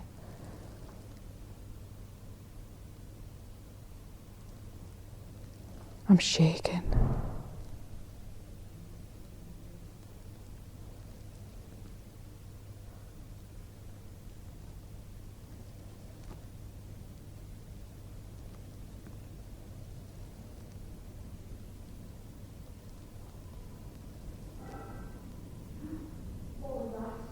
What was that?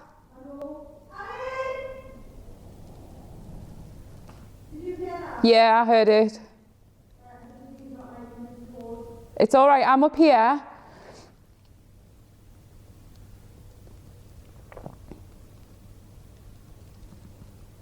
That was like a really big metal, but we both heard it. I'm upstairs and Jazz is downstairs.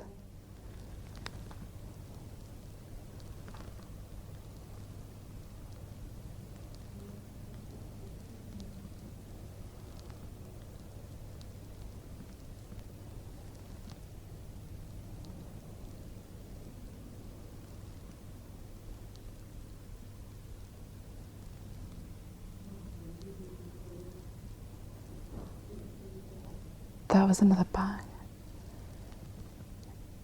But the noises are coming from both sides, so I can't watch both sides at the same time.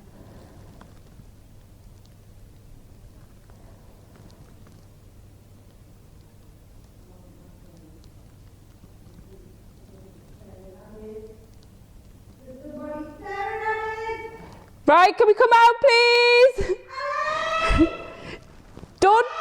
Don't go without me. Don't go without me. There's somebody up here. There's somebody up here. Right, I need to be out. I can't see how to get out. Are they coming? Alan! Ah!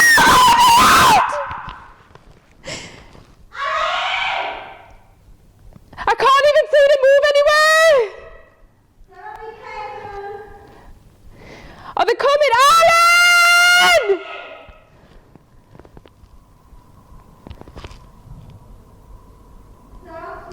Alan!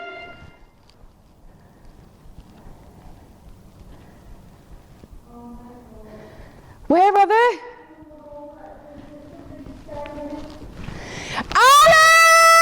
Alan! This is me moving, it's me moving. That's me, it's me, it's me. I'm trying to see them out the window. I'm shaking. Alan!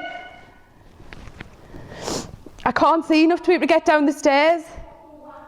Pardon? Alan! I can't see enough to get downstairs to you.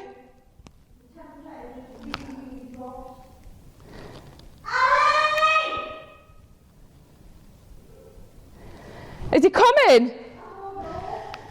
There's someone up here in the corner. I need to come down from here.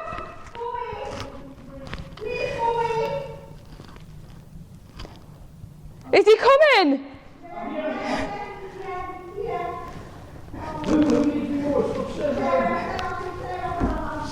Right, I'm coming. There's somebody up here. There is somebody up here in this back corner. I'm coming. I can't. They're there. There's somebody there. Where? In that corner there. So what have you had? What's happened? Well, we heard a big bang downstairs, and so we shouted out at each other and said, "Was that you?" Right. And at that point, I felt as if it just went very, very cold, and I stood up to see what the bang was, and there was a dark shadow in front of that screen, and you can see that there's white on there, so you can see the outlines of the pictures. And there was a person in that corner. Man or a woman? A man, about 6 foot tall. 6 foot. And I couldn't make it, by that point I was screaming, so I couldn't make anything else out. But I heard screaming, I presume Jazz. At that point Jazz started screaming, and I think she's had somebody looking at her. So there's somebody moving between these two floors that doesn't want us here. That there's a horrible feel. I'm shaking, and I could take the man talking over there, but that was awful. They were just stood staring. I was just sat 10 feet from yeah, and it was a clear as day in outline. I think because of those pictures, I could see the outline a lot clearer of the person. We can still get a little bit of ambient light through the windows of houses a good way away, and sometimes cars go by, and if it fills the place with light, could it have been just a car light? No, because it wasn't light, it was pitch black. There was a pitch black figure up against those. There's a dark board, so you can still see the outline of the pictures there. I've just turned the torch off, you can clearly see the white pictures. There was a person. If I move over there, I'm frightened too. Please don't touch me. You can see, if I'm stood there, you can see me above these. Clearly. And it was here, it's freezing there. I don't like it, it was there. I don't like it at all.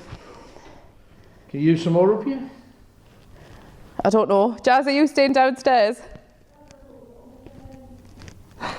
I'll go. Tell you what, you come down. Best case scenario. I'm shaking. Swap you around, maybe. Oh! What's happened? Something's just touched my hand! Oh! Right. That made you dance. Oh! Are you alright? Yeah! Oh, that's great. This is what we're here for.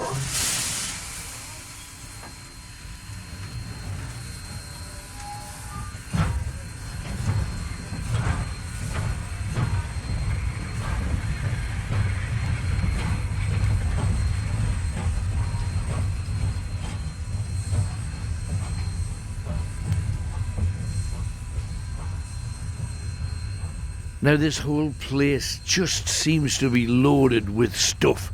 We've just heard Sarah upstairs on this staircase where everybody seems to have had some kind of thing happen. We put Jazz downstairs right at the very back of the same building. So if you heard a little bit of chat coming from each other, well, that's natural because they're in a similar space. However, let's see what Jazz's microphone picked up.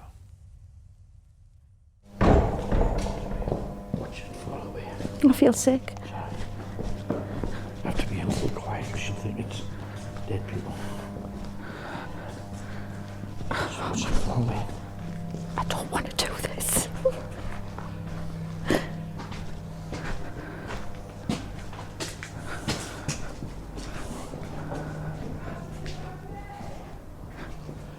I'm just placing Jazz, just us. No, we've literally just come in. I'll come up and see you in a second. I don't really want to do this. This way, just there, Jazz. I feel sick. Just there.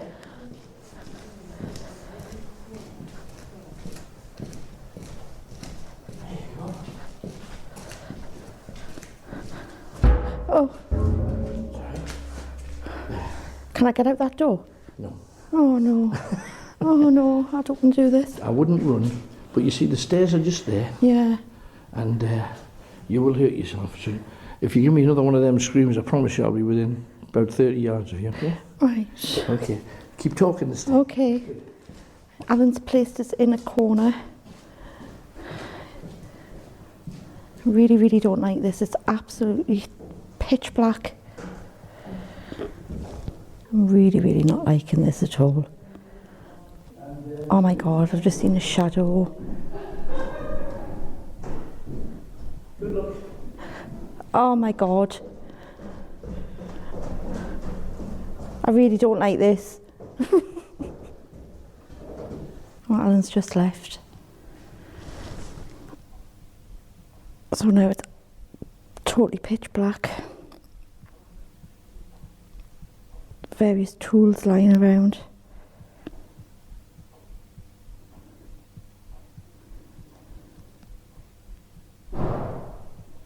Alan just closing the door. What was that?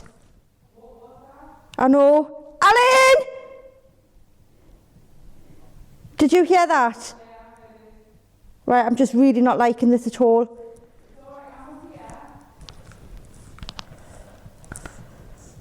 There was a really big loud, something scraping or something fell.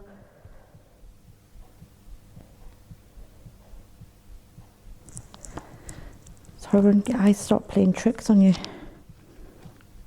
Oh, it's gone really, really cold. I'm absolutely freezing. Oh my God. I can see somebody staring at us. There's somebody staring at us! Alan! Alan!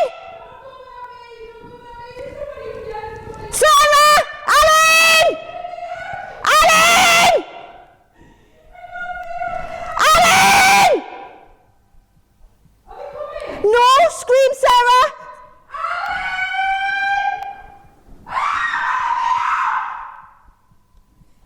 Alan!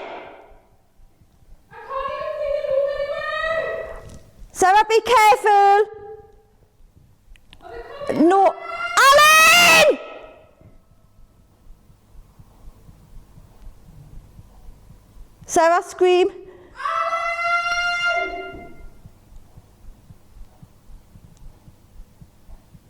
Oh my God. I don't know, but there's something staring at us. Alan! Oh, I feel sick.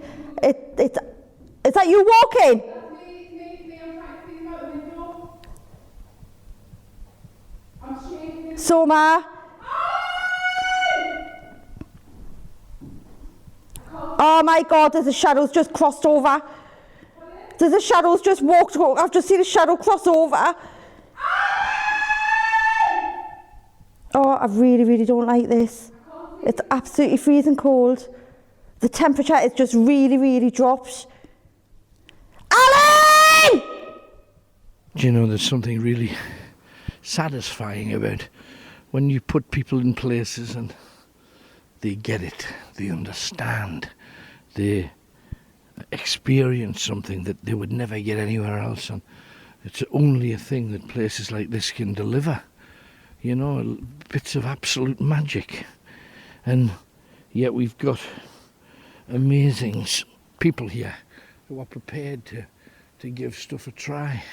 And I think they're incredibly brave, because nobody knows the intensity of what these people go through. I think I heard a scream, but it's quieting down a little bit. Fingers crossed that they can stick it out a little bit longer. We've got one girl that's a long way away, and in that big old place, all by herself, with being watched over.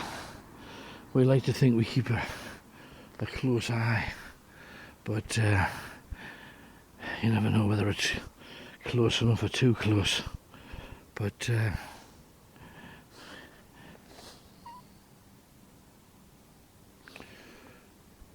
stick my ear in. Don't know what it is about railways late at night. It's very special. Hang on. Yo! I don't know. Oh my God. Oh my God. Go away. Please go away. Oh my. Yes, he's here. Oh. Sarah, I think Sarah, but I can't move.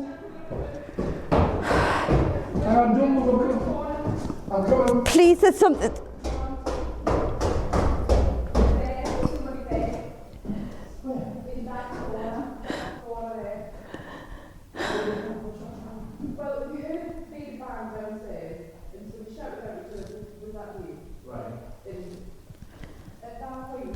Alan's gone upstairs with Sarah. I'm still down here. Oh.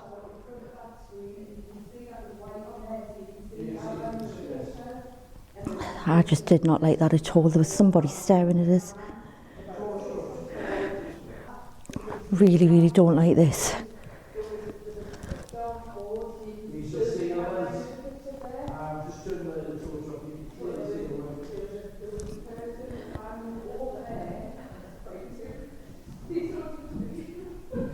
Oh my God, there's just something, somebody's just thrown something.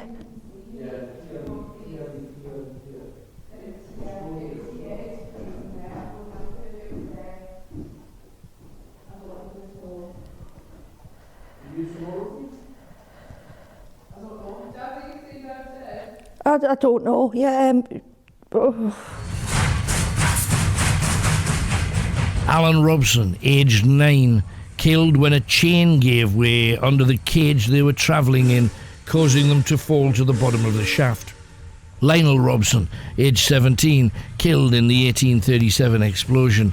J. Rogers slipped. A stone man slipped from a wall and fell 50 feet to his death. James Routledge, aged 22, killed in an explosion. Walton Routledge, aged 20, killed in an explosion. Joseph Rushy, aged 30, killed in an explosion. Luke Rushy, aged 18, killed in an explosion.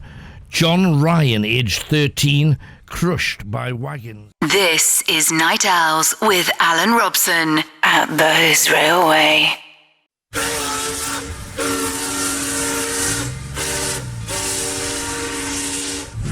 Night Owls at Bowes Railway. Henry Scott, aged 47, was holding a light for two stone men who were working at a top face. The roof had been weighing, the stone was drawn, they forgot to make their working place secure, and a fall of stone killed them all. George Simpson, aged 31, killed in an explosion. Jacob Smith, decapitated by trucks. Now, I'm out in the courtyard, waiting for the hint of a scream. I hear jazz and I go, it's just jazz. I think she was always going to again, wasn't she? And she did. However, then when a little bit later on, I hear both of you screaming, and when I run in, Jazz says, not me, upstairs. That was my first surprise, because Sarah, you've been there with me when we heard that voice before. You've heard noise before. This time, you've seen someone, and just as both of us walked down the stairs, I was about a yard in front of you, so I could not possibly have done what happened here. What happened? Something touched me on the hand as I had my hand going down the handrail. Did it feel like a hand? Like a pressure, but a very cold pressure on the top of my hand, which is, I turned around initially to see if there was anything that could have touched it, but then there was nothing there, and you turned around at the same time. There was just the handrail, yeah. Just a handrail there. And you saw a black figure, approximately 6 foot, in front of the screen with the white pictures. Yeah. That blocked out the white pictures. Yeah, clear as day. And it was not long before you saw the person downstairs, and that was, I think I had stood up and jumped up at that point, and then you saw the eyes downstairs. Can I just say, you're the one who's the medical person who doesn't take fools gladly. You know what's real, you know what's not real. Is this just your mind playing with you, or are you certain that there's more than that? Certain that it's more than that. I think, like you were saying when we were in there is a certain, you can get a little bit of glow off the light, so it's not that. You can see a little bit. So it's not that your eyes are playing tricks on you, because it's pitch black. You can make out shapes and shadows, and all the way over here I said that I was going to be really brave and I wasn't going to freak out at anything. But that was very definitely a person. It was an outline. Now, Aaron, we had a person seen clearly, 6 foot tall, standing 10 feet away from her. Then on the way down the stairs, I was in front of her. Somebody touched her hand, and she did the best little Ricky Martin routine that I've ever seen on the stairs. Also seeing a figure watching her is the ever screamful Jazz. Tell me everything. Well, when you left, there was like some sort of tool had been dropped on the floor, because both me and Sarah heard it, because Sarah shouted, "Is that you, Jazz?" And I went, "No, there's something on the floor." And then on the stairs and the railings, it just looked like there was like eyes. You can't even describe what the eyes looked like. It was just like something looking at you, and there was a shadow. Like, it wasn't even a big shadow though. It was like a small shadow, like black. Remember I tell you about the little kid that's supposed to run around? Oh, yeah. Could be the little guy. Yeah, well, it was. I'd roughly say about that high. Now, do you know, if my girlfriend walked into a room with the face that this other woman who's just arrived had, I'd not be happy. What has happened? When I went in, first of all, the ghost candle was on, and as soon as I walked past it, it lit up that there was a presence had come with us. You've always felt there was something around you? Yeah, things have always followed us, and I've always been frightened my whole life. And as I walked past, it lit up straight away, and Richard waved it over, and he'd said, "Something's followed you across." Took us right in, left us, and as soon as I went in, I felt like something was over us, just gripping over us. Tony went outside. I couldn't hear anything. It was deadly silent, and I saw a shadow, and my heart started racing. I thought, it's just because I'm in here and I'm just overthinking things. And then I couldn't breathe, and it felt like I was having a panic attack, and then it got faster and faster. I thought, I'm going to have to shout, and something grabbed hold of both legs and was sort of pushing us. And I shouted at Tony, and as Tony came in, I was going to fall, and it felt like I was going to pass out, and I was dizzy, and I couldn't breathe, and it was on us. It was all over us. Did you see anything? Just a shadow. I couldn't see a thing. Not a thing. Did you see the darkness? I mean, did you see the shadowy thing? Yeah, I saw the shadow, yeah. I couldn't hear a thing. It was completely silent. And I saw, obviously, the things in front of us. It wasn't pitch black. And this thing was behind us. I saw it. Well, that's where we are. Happy little night. Now, we're barely halfway through. You are okay to go ahead? I'm going to have to be. You all right, Jazz? Looks like they've been through the trenches, these people. This is what you signed up for, mothers. Honestly. Tch. I think what we'll do is it possible to get a cup of tea for these ladies? If it is, let's have a cup of tea. Everything stops for tea. Whew. With everything that's been going on the Night Owls tonight, the tea break is over. Truthfully, nobody had tea. Everybody just sat there with their heads in their hands, completely not believing what they're getting. Nobody thought it was going to be as extreme and in your face. And now, Sarah is being placed into her next adventure by our boffin Richard. 2 steam locomotives and a diesel locomotive. I was at the door, and Are you staying near the door? I'll be. Because I've got a horrible feeling in here. I'll not be far. This is what I thought. I wasn't in here very long. I'm already starting to feel quite sick. It's all right. Just to say, you've got the recorder. The main thing is just talk about what you see, hear, smell, feel. You know, just keep on going. No, this to me has been quite something. This place. Remember, it's absolutely steeped in history. Yeah. And also the men who used to drive these. So, you okay? Yeah. Right? Okay. Have fun. Thank you. Keep talking. I know.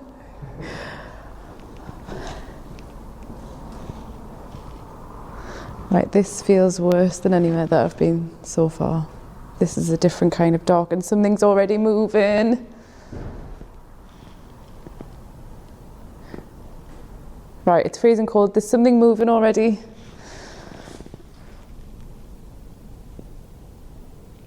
It's literally pitch black in here. I know for a fact that there are 2 trains in front of me. Richard! Richard! Oh, there's somebody there. Richard! Oh my God. Richard! Richard! There's somebody here. There's somebody here. There's something at the top next to the trains. Have you got a candlelight or something up there?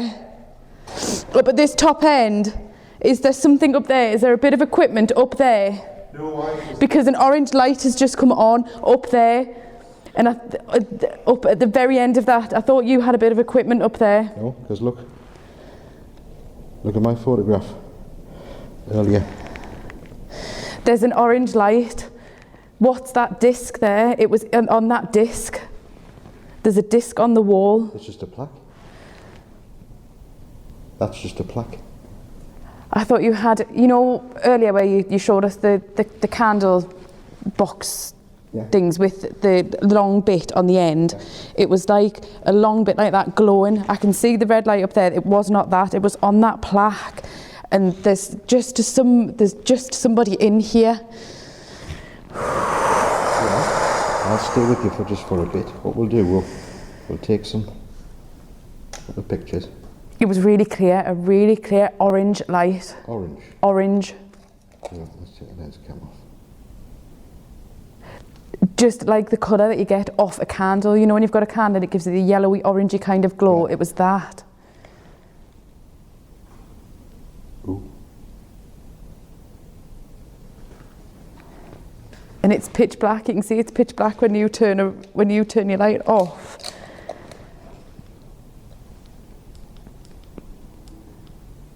It is pitch so black. I couldn't have seen it, and it was at that exact point. You can't see a thing up there. But there's something moving there as well. There's something moving by that door.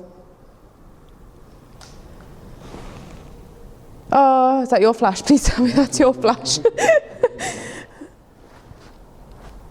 That light just doesn't make sense. Are you sure it just wasn't the No. alarm thing? No, it was where that plaque is on that wall, which what made me think there was a table there that had a bit of equipment on. It was table height. Richard, please don't leave me! Come on.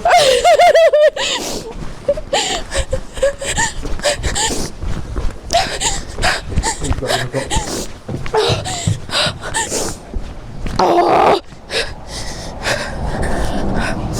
That was the chains.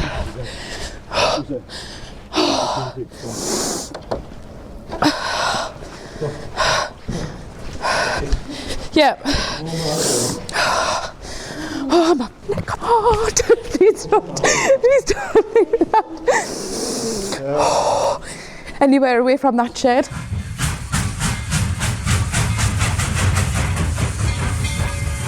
William Story, aged 25, killed in an explosion. Lancelot Tate, aged 17, killed in an explosion. Christopher Thompson, killed when the chain gave way to the cage they were travelling in, causing 14 more men to fall to the bottom of the shaft. Edward Thompson, aged 23, killed by a fall of stone. Night Owls at the Hurst Railway.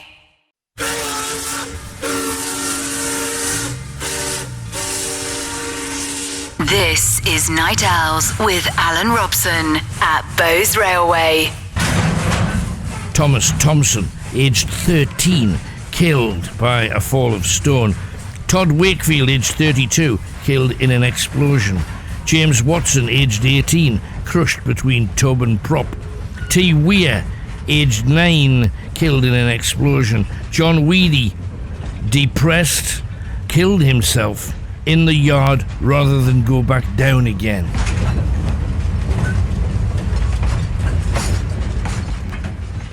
Oh, welcome back. By goodness, where have you been?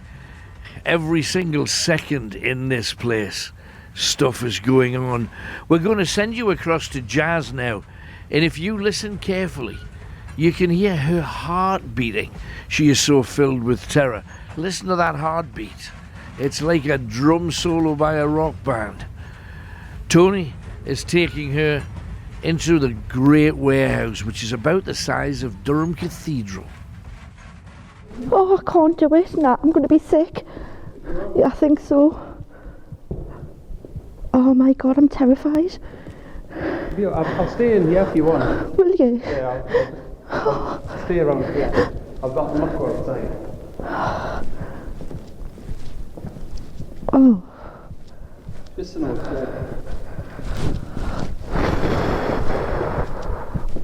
What was that? What was that noise? Which one? There was a noise under there.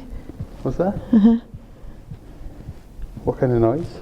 I don't know, like a squeak.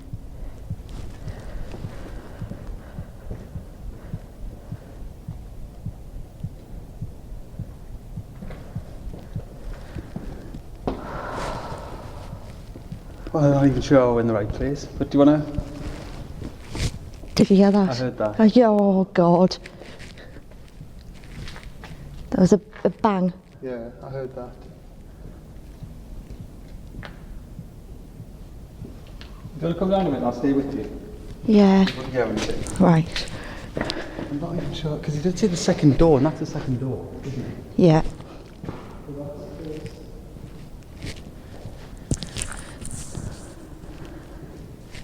We seem to be in some sort of, well, what is it, like a I think it's just a warehouse. A warehouse. The cafeteria. There was definitely a bang there though, wasn't there?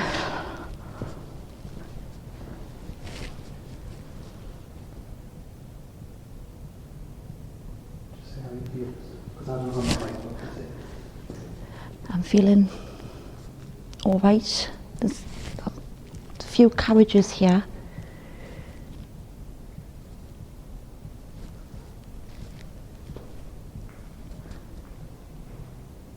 Did you hear that? I did.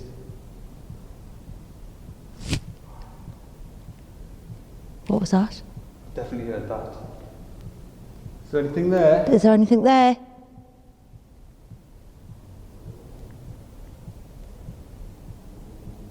I don't know what it was. It sounded like It was weird, wasn't it? Oh, there's something there. Oh.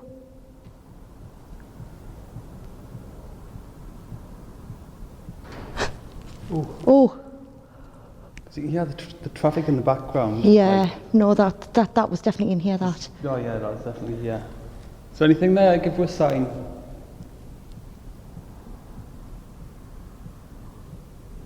Make a noise again, if you can hear her.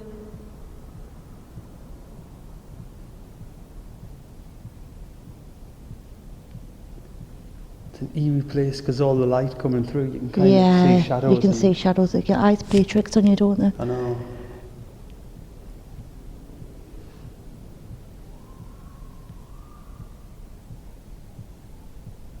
I can hear Sarah screaming or someone I can screaming. hear something. And that must have been quite a big screen because Yeah. we're quite far back. Did I come in this room? It's a bit light.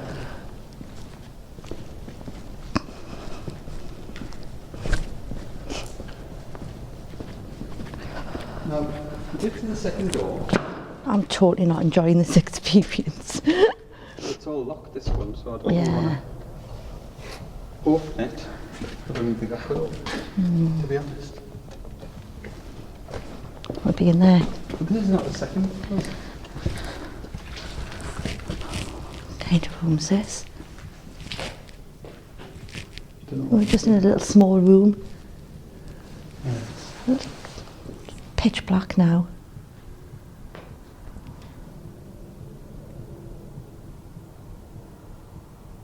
You can seem to hear the cars a lot more here, can't you?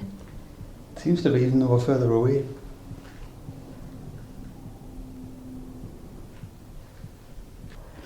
I'm feeling hard to breathe in here, actually. Are you? Yeah. Is there anybody there?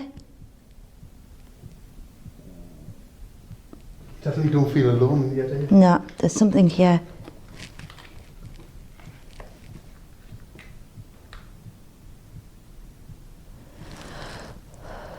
Is there anybody here?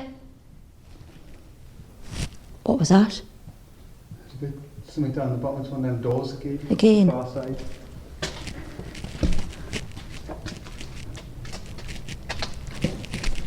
It's just steps. Yeah. Is there anybody here? Talk to us. Can you give us some sort of sign?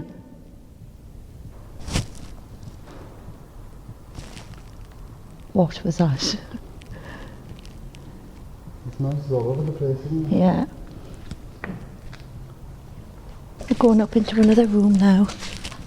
Looks like it used to be an old Looks like looks like a cell, doesn't it?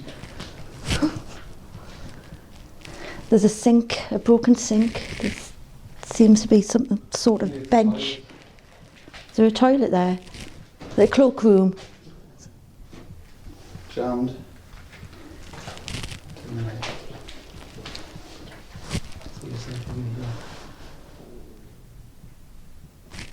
What was that?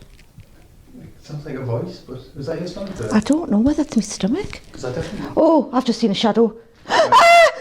Oh my God. Where? Out there, I've just seen something.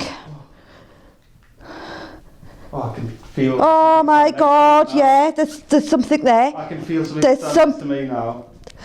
I'm so glad you're with it, otherwise I would have been screaming the place down.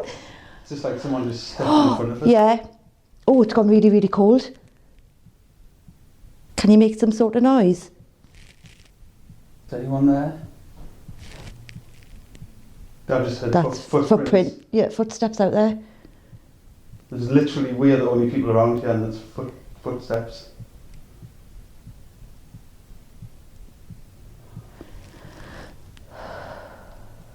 Oh, what was that? Is there anybody there?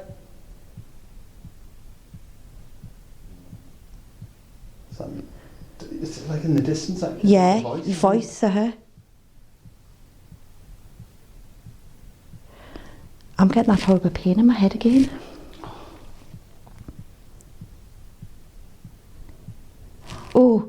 There's footsteps. Oh my God.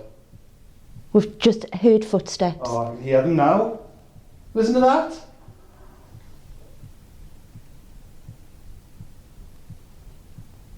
It's not in this room, it's just No, outside it's the door. just outside the door. That's where I seen the shadow before.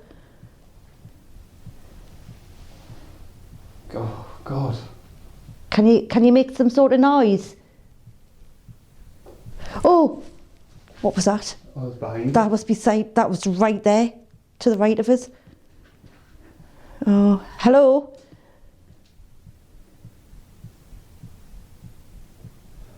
Hello? Can you make some sort of noise? Can you talk? There's something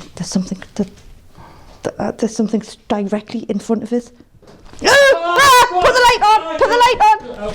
Right, let's get out of here now! Oh my God! Wow, what the hell was that? I don't know! Oh my God. We're coming into the lights and there's nothing here. Oh, I don't want to do this on my own anymore. Honestly, that was... There was something directly standing there. My heart's racing.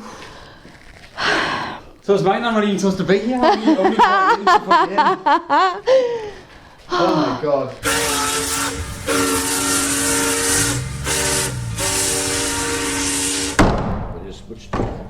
It's much darker, isn't It is, yeah. This way. It's the same smell that was with us before. Just circles.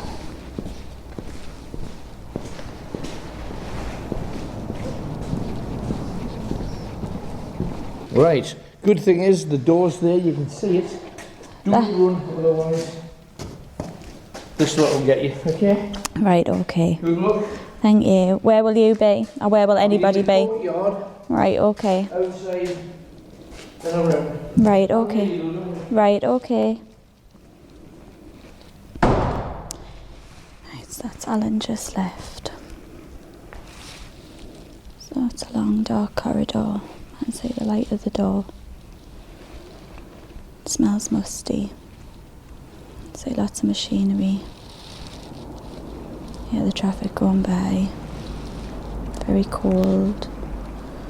Change, darkness. Can't hear anything. I'm surrounded by machinery. He's took us into the darkest corner you could imagine. Don't think he could have took us any further in. I've had to step over a giant saw to get here. Getting that sickness feeling back. This isn't funny, like. Definitely not. I'm concerned. I don't want to look behind us. I can feel something behind us. It's just like a funny feeling.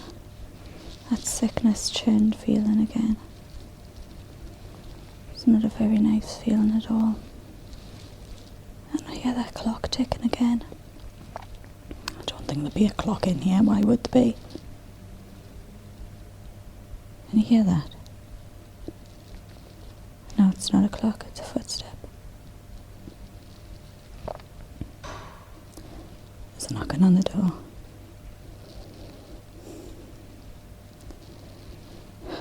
Something's just come in. I can just see a shadow. There's definitely something just come in the room. God. Oh no. It's standing in front of us. It's a black shadow. It's still... It's a white shadow has just flew in front of us. It's literally just flew right in front of my face.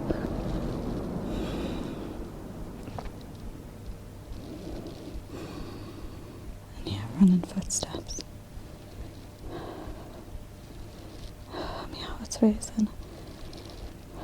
The white figure just ran from where I'm standing straight up to where the door is.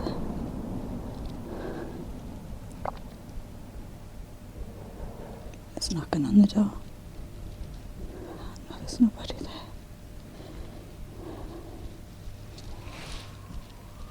I can hear the girls screaming. Alan!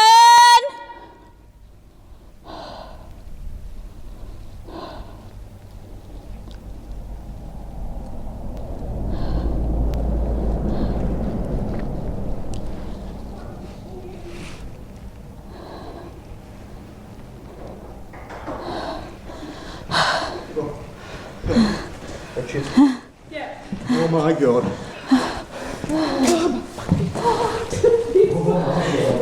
Where is going?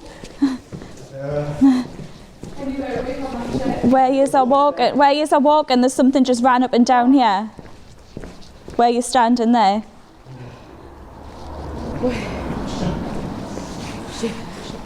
Where you just standing? There's a white figure just ran up and down here. Oh, I'm shaking. What's happened? Richard came in. Whereabouts were you? There's a room back there with 2 trains in, 2 locomotives. Oh yeah. And Richard showed us where to stand, so I stood, and he hadn't been out 2 minutes when I could see something moving out the corner of my eye on the right hand side. And for some reason I looked to the left, but the left was pitch black, but there was an orange glow, as if like a candlelight glow. Yeah. So at that point I screamed for Richard and said, have you got one of those candle boxes there? Yeah. Because it was table height, couldn't have been anything else. There was nothing, and as we were stood discussing it, and I said, there's something over by that door. There was just a huge big clang of like metal, like metal chains or something. There was a big thud.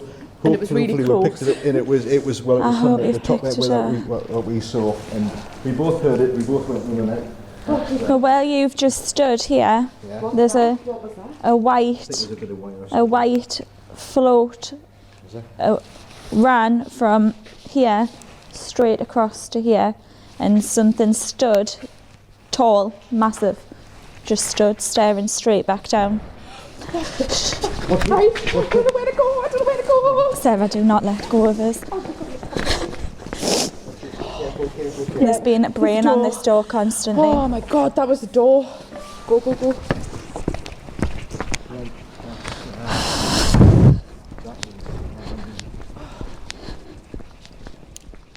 Once again, everybody's in play. And let's see how this one takes us tonight. Just gotta say, I just find this amazing that we've got a situation here where we are so near to people's homes. So near. And yet, people drive past this place every day and haven't got close to understanding what is really here.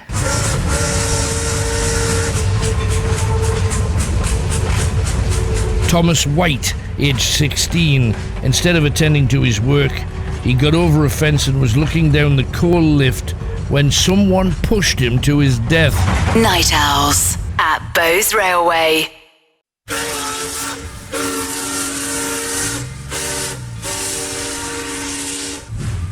This is Night Owls with Alan Robson at Bowes Railway.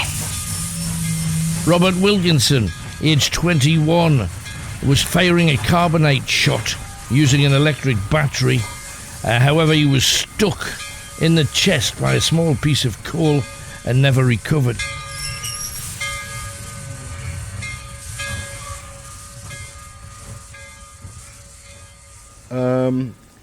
I was with Sarah in the locomotive shed. Right. Put her there. She said she didn't like it, but by the right hand side of the door when we first went in, and it's absolutely pitch black in there. And she had I left, and then a few minutes later she was yelling for me. I said, well, what's this? And this is in the area of where I took this photograph. Right. Okay. And she said there was an orange glow appeared. Right. And top end of the room. Right. Okay. So I went along there. Didn't sort of see anything. But one of the other girls has said she's seen a similar glow in the first Is room. Jazz back? Yeah, no, Jazz isn't back. Is she the girl back? Yes, because there was wild panic. What? There's been wild In there? There's been panic all over. Yeah, she's seen all sorts going past and figures in here. No. Yeah, but this is the best bit. This is the best bit. In the locomotive shed, I was standing with Sarah together, and there was a huge metallic clatter coming from the top of the room when we were there. Great. And that was it.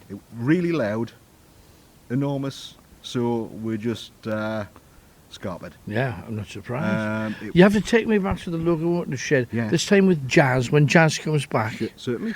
I feel I've let her down because I went round the front to see if Tony was where you were, Right. just to talk about our next challenge. Okay. Did you see that? Yes, I did. Did you see the shadowy I shape saw a of that black doorway? shadowy The black thing. shadow just go out the door. Yeah. Yeah. That's amazing. No, we just saw this. I'll It was stop at the there. corner of my eye and I At the saw corner some of my eye, black, and I something just- I black just went, moving. whoop. Yeah, it came out the door and just walked along there. walked out of the door. Unbelievable. We've just seen a ghost. Have you seen a ghost? How fantastic is that?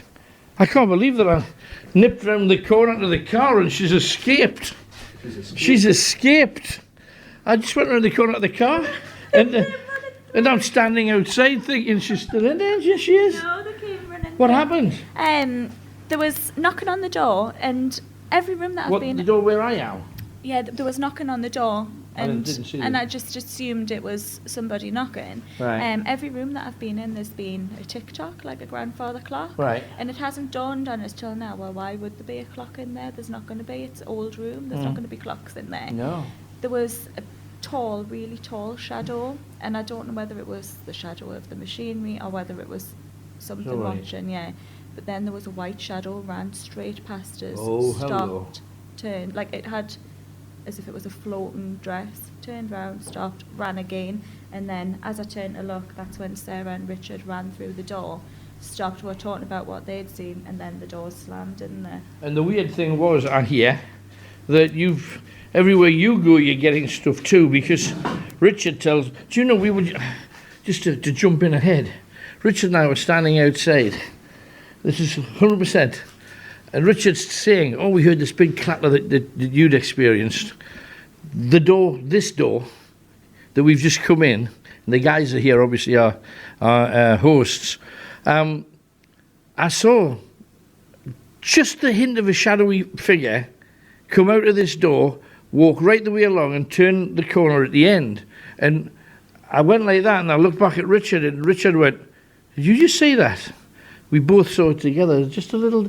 It's amazing. Now, I always say, discount 99% of everything. What's the 5% that you can't possibly fake, create, imagine, all those kind of things? You've seen an awful lot of it. So what was this clatter business? Well, Richard showed me into the room first because it was pitch black in there, a lot darker than This is anything the engine else. shed. This You is haven't the been there engine yet. shed. And stood me in front of the two locomotives so that I could see where I was. Right. And as he literally had walked out, was possibly 100 metres down the other room. There was a light at the end in a pitch black room, an orange light that looked like, and I shouted through to Richard and said, have you left one of the bits of equipment? Ah, right. Because it looked like Good the idea. wire off the top of the equipment. Right. And he shouted through, no, there's nothing left in there. Right. And as he did that, it went off. And I knew it was kind of table height, which is why I had asked.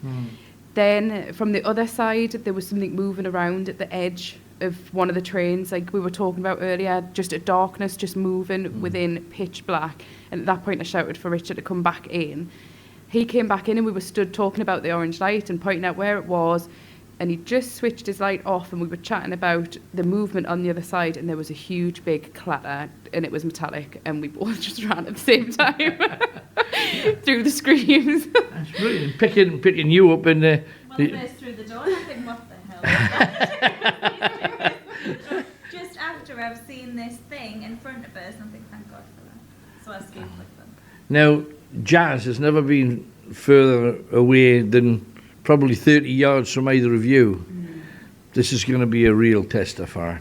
And I think one of you will go in, probably you will go in the other room now. and that's the nastiest of the two when Jazz gets back. And I think our next challenge will be our last challenge, maybe. And what we'll do is we'll turn it into two. We'll have one part where you're all separate, and then we'll do a little bit when we're together. Does that make sense? Right, okay. And because we've had more tonight than we ever dreamt. We haven't used any of our tools, particularly we used some of the modern ones, haven't even worried about the other things. I think it'd be interesting to give you the rods maybe and see if you can have a bit of converse, because they seem to want to. They just want to be involved with you. That's all.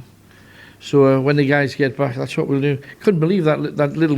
He's coming back. Oh, excited like Richard. Oh, it's like a puppy. Oh, here we go. We were going on our own. I went in, but we both fell. You both heard things? Well, hang on, you're both in there together, so it can't be his footsteps. We're all somewhere else. Tell me everything. Footsteps, we went into a little room, there was a shadow walked past with. Tony felt there was somebody standing beside him. You saw a shadow walk past you? Yeah. But, like someone had boots on, walking. Like, we heard it stay there. There was like loads of like little noises, like I don't know, they were like little banging noises, weren't they? And then when we were walking out, the door was wide open. And we'd close the door. Yeah, the door was wide open.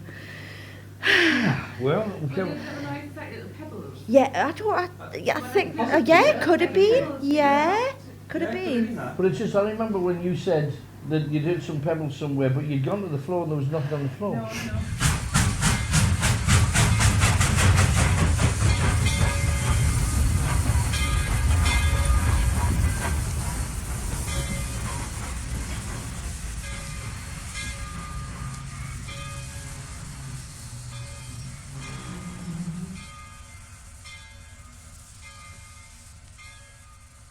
Right, so here we go in the area of extreme activity.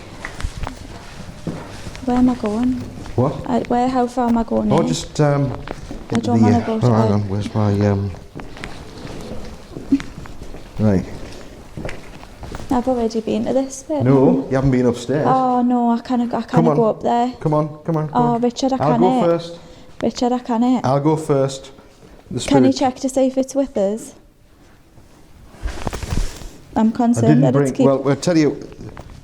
Right, I'll ask you. This thing that this entity that you think is with you. It's just I'm worried about it. That's all. Do you know what it's called? No, I don't. It's not like it's a friend or anything. I just feel like it's attached from here. Right, and of course the yeah, we had all sorts happen here. This is why I placed the spirit trap there.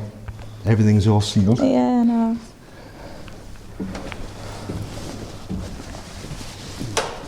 Come here. I don't think I can, Richard. Come here. Honestly, don't Come think here. I can. Have a look at this. Look inside the box. Oh, nah, I can't. Come on. No, and honestly, Richard, I can't. I can't do it. You know, come here. There's what appears. It's difficult to see. Come here. I can see exactly what it is. Look here. Is it an A or something? Yeah. Okay. Yeah, it is. Come on. I can't. Honestly, I can't. No, come on, please. Richard, I can't. I'm really sorry. I can't do it.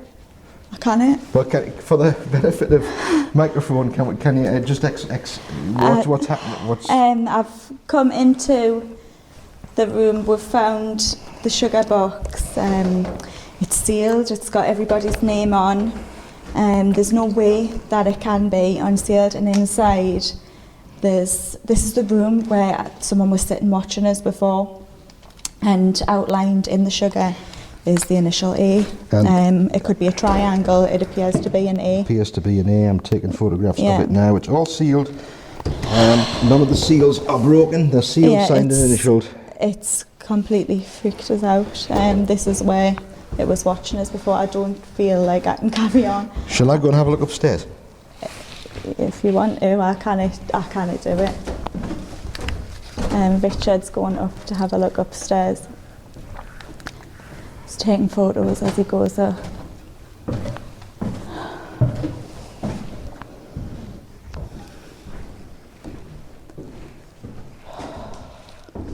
Sarah, we left her, if you remember, in that great, huge warehouse. Let's go and see if anything's happened to her. So I'm back in the first room that I was in, but I'm in a different little side room to that. It is absolutely pitch black in here now. Was that you? That was like, it is pitch black in here. Absolutely pitch black. And there's a really awful feeling. I feel really sick in here.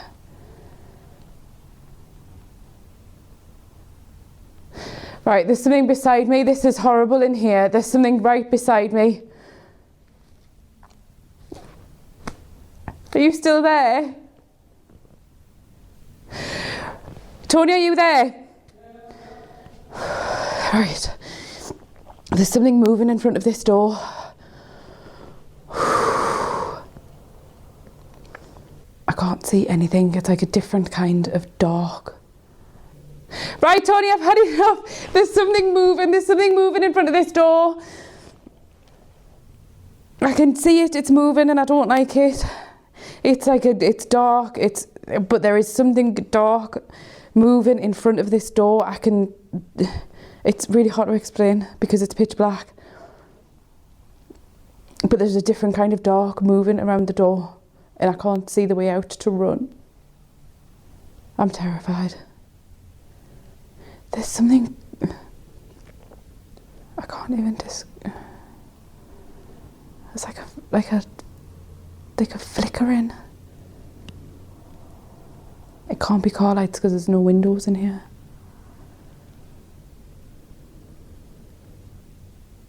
I'm getting a really strange feeling.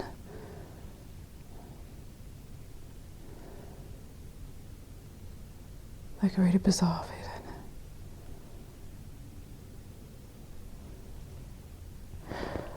Right, there's something moving by the door. Tony, I can't stay in here. There's something moving by this door. There's something moving by this door. There's something moving by the door.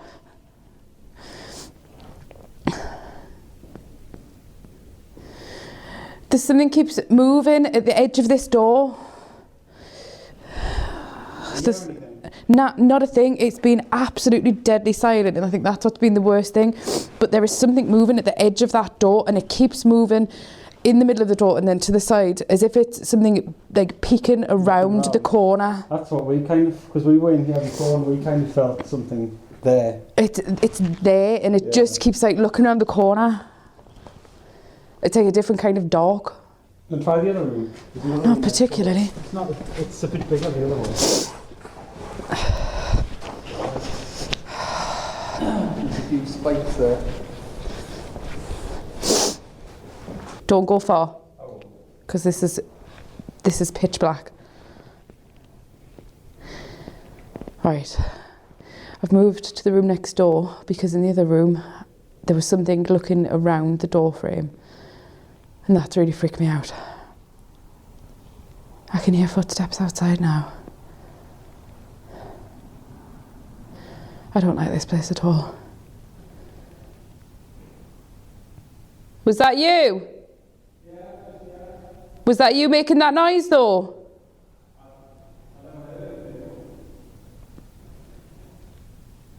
Right, that was like a bang. I don't know where that came from. Was that you? Right, Tony, come and get us, that was that voice. That was that voice again. And it was the same point, that was the same voice. I actually heard. That was the same voice that we heard before. What's that? Yep. It's weird, I don't know what it says. No, you can't make out what it says, but that was it again. It was down there, wasn't it? Down there in between those trains. Can I go and have a look? I've got the torch. Not particularly. There, did you see? Then it moves behind you. See, I had my back against there earlier and it felt awful, as if someone was going to grab us from behind. Was that your light inside the train there? It's nothing, it hasn't got anywhere. No? Well then what the hell's just moved in that carriage? No way. Was it? I swear, put your torch again on there. Right, no, because a white light went across there, but not like, and then slowly move your torch back. No, because it lights up the whole thing. It was a band of light. Like something's in there? Yeah. So one of And your torch, no. Your torch didn't make the same. Is there somebody in the train? There is. Speak to us. We've got a carriage in front of us and there's white lights in it. And then there's just been a bang to the side of that carriage.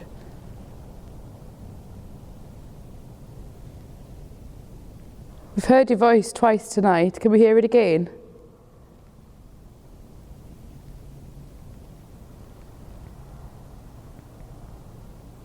Or can you make any noise?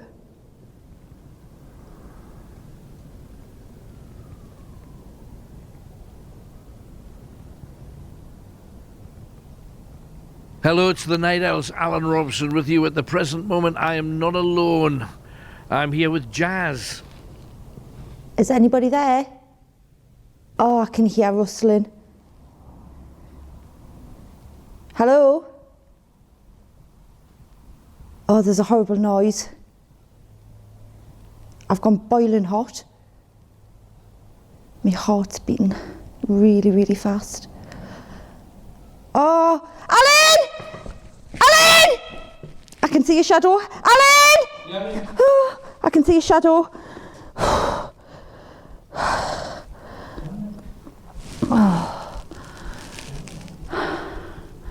It's strange because, you know, every other place I've been in, I've been freezing cold and I'm burning up in here. I feel really, really hot.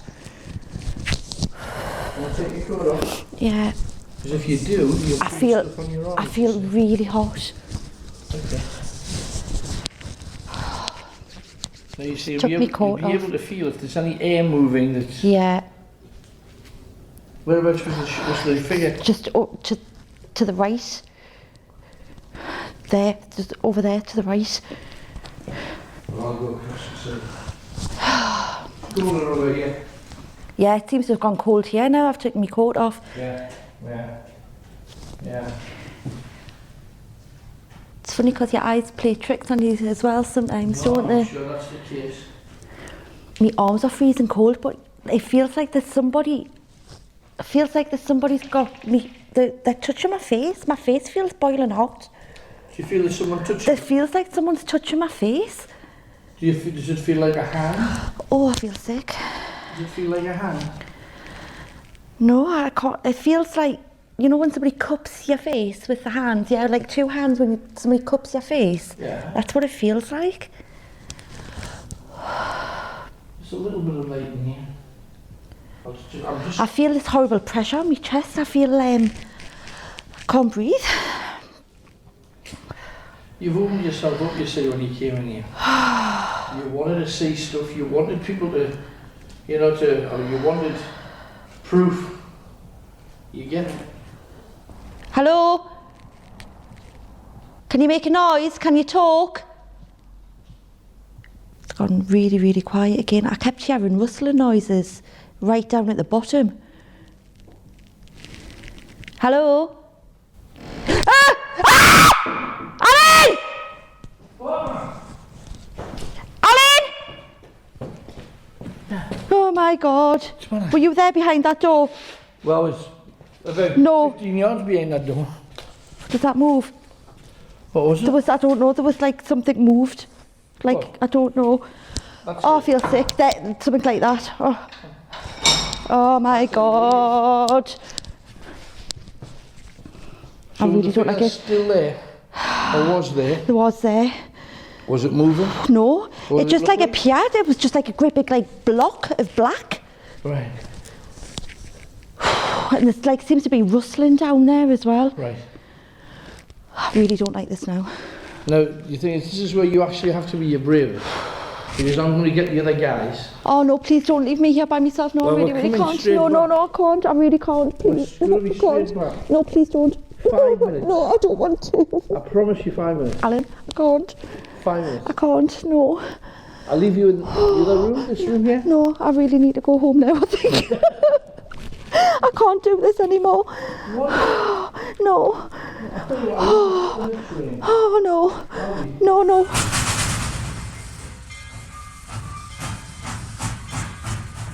James Willis, aged 26, killed by a fall of stone. William Wilson, aged 55, his cradle collapsed, taking 23 men to their death.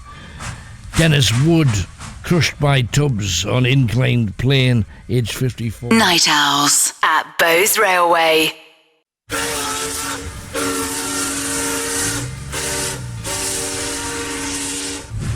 Night Owls at Bowes Railway.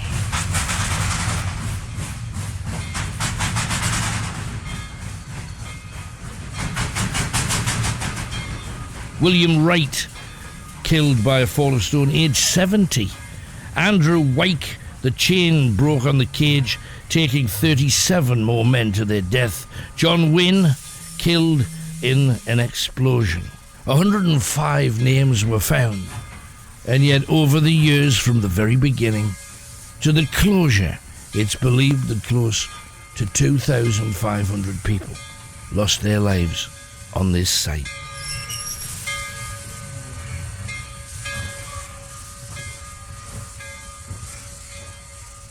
Right, well, the situation is we have time for one more challenge. However, I wasn't with you. You've been in a tiny little room. Surely nothing could have happened to you in a tiny little room. It did. It did. What? Again, it was pitch black in there. But Is that the one with the broken sink? that was the one with the broken sink. And it had a horrible feeling in there, but something like a dark shadow kept peeking around the edge of the door and then moving back and then coming back around again and moving back. And it did it a few times, and I shouted and said, I can't. It keeps doing it, and it's getting closer doing it. Right. So Tony walked along, and as we went to leave the room, we both heard the same voice that me and you had heard earlier. And it was quite... Did you make out what it said? No, we both said that we couldn't make out what it had said, but that it was a man still. So then we went and stood next to one of the carriages, and there was white lights in the carriage moving across the top of the inside of the carriage, and they just very quickly moved across. But there was nobody there, and then it went very quiet, very still. Couldn't be a car because there's cars flying past. No, it was white. It was white, and it was inside, and there's no roads down that side of that building. And it was inside, and it just went from one side to the other. Right. So it couldn't have been a car. Why is it that every single place you've been, you've had a result? I've got absolutely no idea. But You've had a result everywhere. You all have, I have to say. I mean, it's not just you. Then there's Jazz, who keeps attracting tall black strangers. We got one more part to do. I think you'll all be glad. Who would have thought? I mean, did you remotely think you'd get anything like this? I thought my mind might have played tricks on us, but I never in my life thought that this would happen, ever. But you see, if your mind had been playing tricks on you, how could Richard photograph it? No. That's the thing. Not at all. I could have maybe explained the shadows, I could have explained the noises as my mind playing tricks on us. What I've just seen in that room, there's no explanation, none whatsoever. One person in this bit? Yeah. That's the place to put her, behind the mesh fence. Look at this. Yeah, oh yeah. Okay, Chaz, this is you. Here you go. In you go.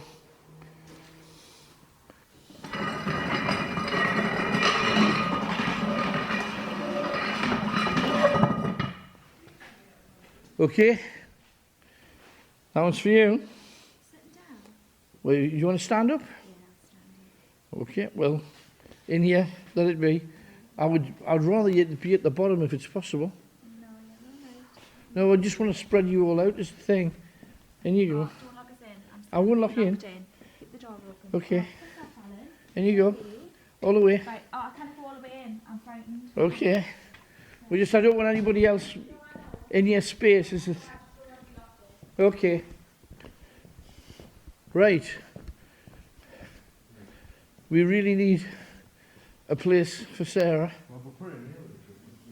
With the trains, okay. Yeah, is that all right for you? We're going to do 15 minutes. Just remember to keep talking. Keep talking, Jazz. But can you move down a ways? Just if you would, thank you, darling. Right. I'm really, really not liking this.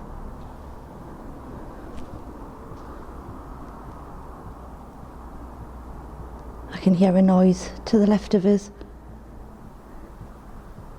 It's like a clicking noise. Who's that?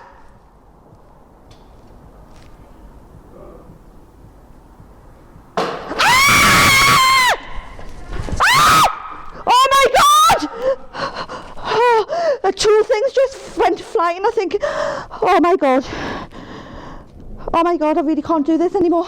There was a great big massive bang in here, like something's just fell, like a tool or something's just fell. I feel sick. I feel sick. I feel sick. I feel sick. I didn't hear a bang. It'll be on the mic.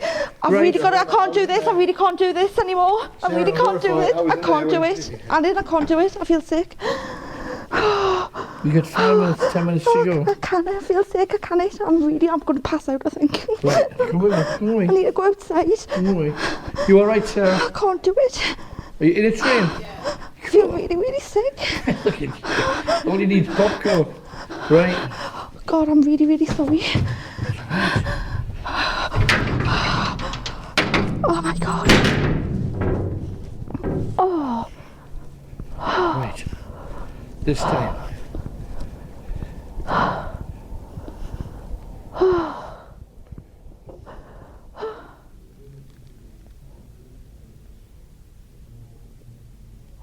What was that? That was a noise from the other train. Right, I need to get out of this train because I don't think I can run quick enough. What was that?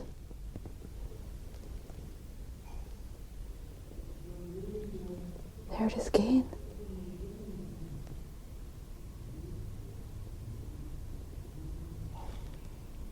What the hell? That was a voice. Is somebody there?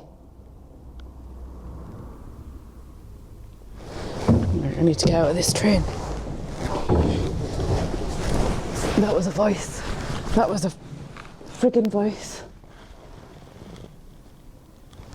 Alright, I'm coming in. I'm moving down. What was that? Oh, right. There's a voice in here. What was that? No! What was that? I don't know, but there's a voice in here. A voice? Yes. It was sitting next to us on the train. What was that? That was another bang. That's not in here. What was that? I feel like a vet fielding now. Is that you? Please tell us that was somebody in the other room. Everybody's moved from the other room.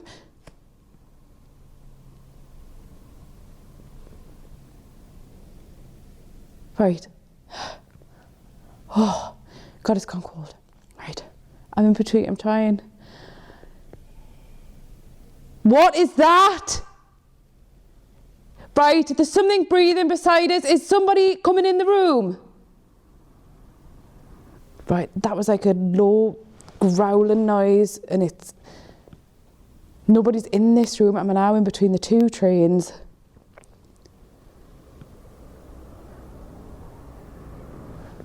There's something to the right of me. I can't see what it is. It's some kind of carriage.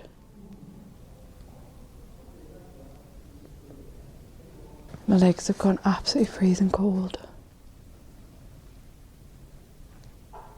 What was that? Right, there was a... All right, okay, I get it. I hear... Okay! That was 3 bangs. What? All right, 4 after the other. All right, Alan! Alan! Can you hear that? Respond into my voice, Alan! Alan, is that you?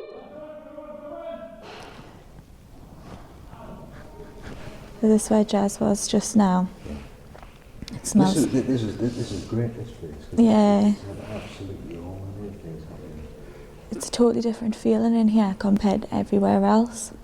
You think? Yeah, completely different. Anywhere else that you've been, it's totally different.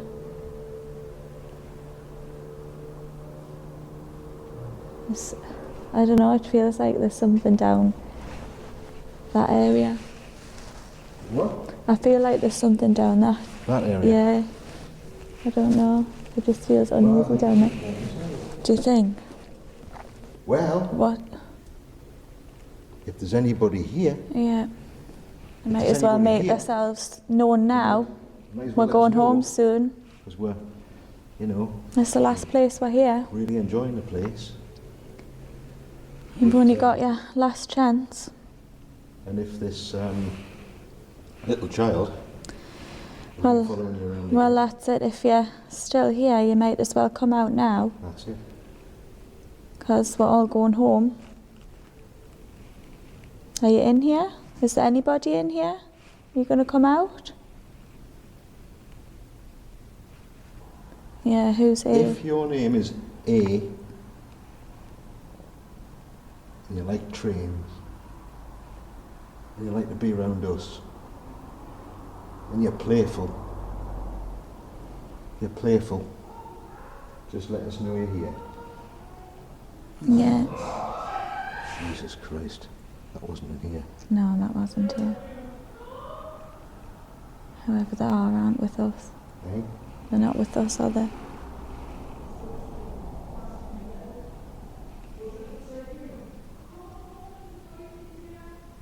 The what? There was a voice with Sarah. What is the little boy? Right.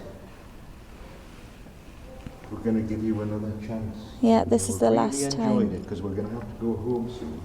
I've enjoyed meeting you. Really, really enjoyed it. You've been a great host. And I know you're looking for a mum. So would you like to come out one last time for me? Did you see something? Yes, I did. That's what I think Sarah was mentioning, that she saw. Yes, I did. I definitely did. I thought I saw something Yeah. at the bottom of the room. Yes, I did.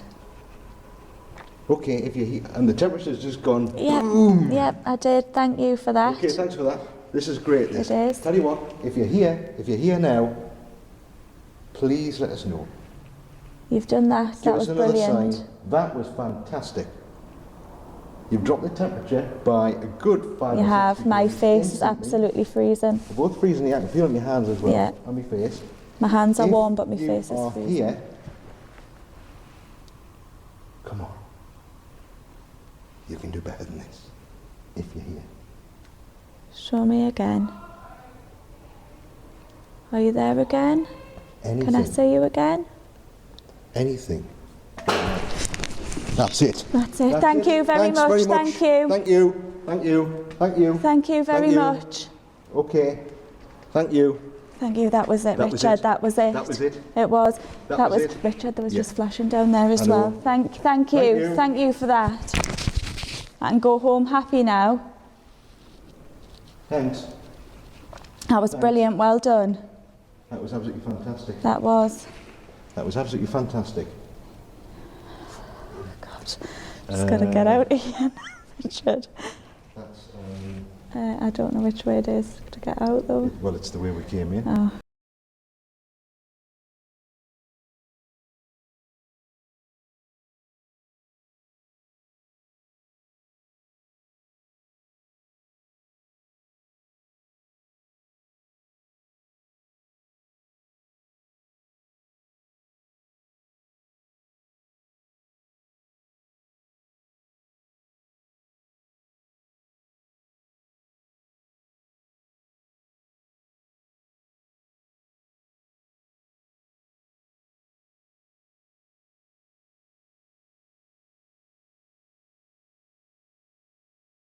Right, so here we are at the end of what I think to be one of the most full-on, amazing, out of all the places, we've been all over the world, and yet on our doorstep here at Springwell of all places, we get this. First of all, there's the woman whose mother says, don't mess with that kind of stuff. It doesn't exist. There's no such thing. Jazz, what do you think? Yes, it does exist. Yes. Have you enjoyed it? Yeah, I've enjoyed it, but I've been terrified. More than you ever thought you would? Yeah, totally. People don't realise you end up, if you do it properly, you're totally exposed, and it's far edgier than anybody could imagine. I'll never ever do anything like this ever again, though. But how will it change your life knowing that there is stuff there? Next time your wardrobe door in the middle of the night just swings open. Well, I'll just be sleeping with the lights on constantly. What about you? Completely taken by spirit, chased by it, pursued by it, plagued by it, even before you got here, it seems. And then you open up at the end, and suddenly you feel different. It's just confirmed what I already knew, that I can be followed by them. When I do embrace it, I felt calmer at the end. And did you feel that there was any risk to you? Did you feel like you didn't want that little kid to be around? No, I felt sad for it. I felt like it needed me more than I felt I was frightened of it. I felt like I could help it a little bit. I didn't feel frightened at all. I don't feel frightened now, not more than I did initially. I was terrified. But do you know that you're a different person now? I probably am. I don't feel it now, but I think things will change for you. Looking at your face, looks like you've aged 10 years since you arrived. Just a bit. Have you enjoyed it? Was it what you thought? It's been a lot more than what I thought. I was saying to Tony when we arrived here, I kind of rolled my eyes and thought, I haven't even heard anything of this place. And it's just been unbelievable. Some of the things that we've seen and heard tonight have been unbelievable. You don't have to have heard of a place for it to have stuff. No, definitely not. You know, usually the place where people see spirit more than anything else is in their own home. Yeah. It's not in castles, it's not in stately homes, it's not even in places where there's the amount of death that's happened here. Yeah. And yet you've come to a place where there is a fair bit, and every step of the way it's been kind of attracted to you as much as you've been attracted to it. Yeah, definitely something's happened everywhere, but some of the bigger stuff that's happened, there's been somebody else with me as well, so I haven't felt as if it was my mind playing tricks on me, because there's been somebody else there or nearby who has heard or seen the same things. Right, yeah, because Jazz was downstairs and she would got some of the... Yeah. And none of you did something to scare the other? No, definitely not. Because the things you got to look at was there somebody else in there moving about doing all of this stuff? I think we've known where everybody's been, so, and the places that you've been on your own, you knew that you were on your own. Right. So there was nobody... Because there could be nobody in there with you because you'd see them or hear them. Yeah, we've known, because there's only a few of us down here, there's not many people that it could be. So, bottom line is, I always say discount 95%. Tonight it's almost like discount 5%. It's been so full on right from the very beginning, and I can't remember a time when a place, because that's all you can say, a place and whatever's in it, has wanted to play like this. This is... You look like you've had a shock. I think we've just come out of that locomotive room, I've never seen anything like that before ever, or ever expected. They didn't do it there. Well, first of all, the spanners started swinging on the wall. Yeah, I just left the same place. And we tried all ways. Alan banged on the table, bumped into it to try and see if he could make it move. Yeah. like one individual spanner move, like they were moving. And then we moved to the top end of the train, and Richard was talking about who we thought it might be, and went through a list of A names like it had in the sugar, and you seem to hit on Alexander. And as soon as Alexander happened, the stuff grey started moving. We started seeing something flying around in there. It was flying around. It was flying around. It started low and then it seemed to end up. Yeah, You know, on and the then ceiling. it ended And then quite close to us as well. on the side of the train, yeah. But then afterwards, just intimate what happened with the three of us standing at the top end of the shed. What happened? There was a huge big clank, like the chains again. And we're saying, should I like show yourself? And it's almost like, go on in. That's what Go on, let's play. Anyway, can everybody rap? Our hands together, everybody. Now, this is quite important. Now, I'm not being preferential here at all. I'm going to need my little lamp on, sorry, because it's darkening up. Now, first of all, I'm going to put my hand on your head, okay? And I'm going to rest on your shoulder, so are you comfortable enough? Yeah. All you have to say at the end of this is blessings be, okay? I'll say blessings be, then you say it. I cover you all in the cleansing light of the rising morn. May you all return to your lives unhindered by spirit. We thank those who walk in darkness for being with us tonight. We offer respect and prayers that your journey may be soon. You've shown your might and wonder, and we humbly thank you for guiding our way. We return home touched by your magnificence, but without your presence, as the light that shines around us protects us and keeps us safe. Naram Bashem Rachmanesh, our circle is pure. Blessings be. Blessings be. Right, so thank you very much for an amazing night.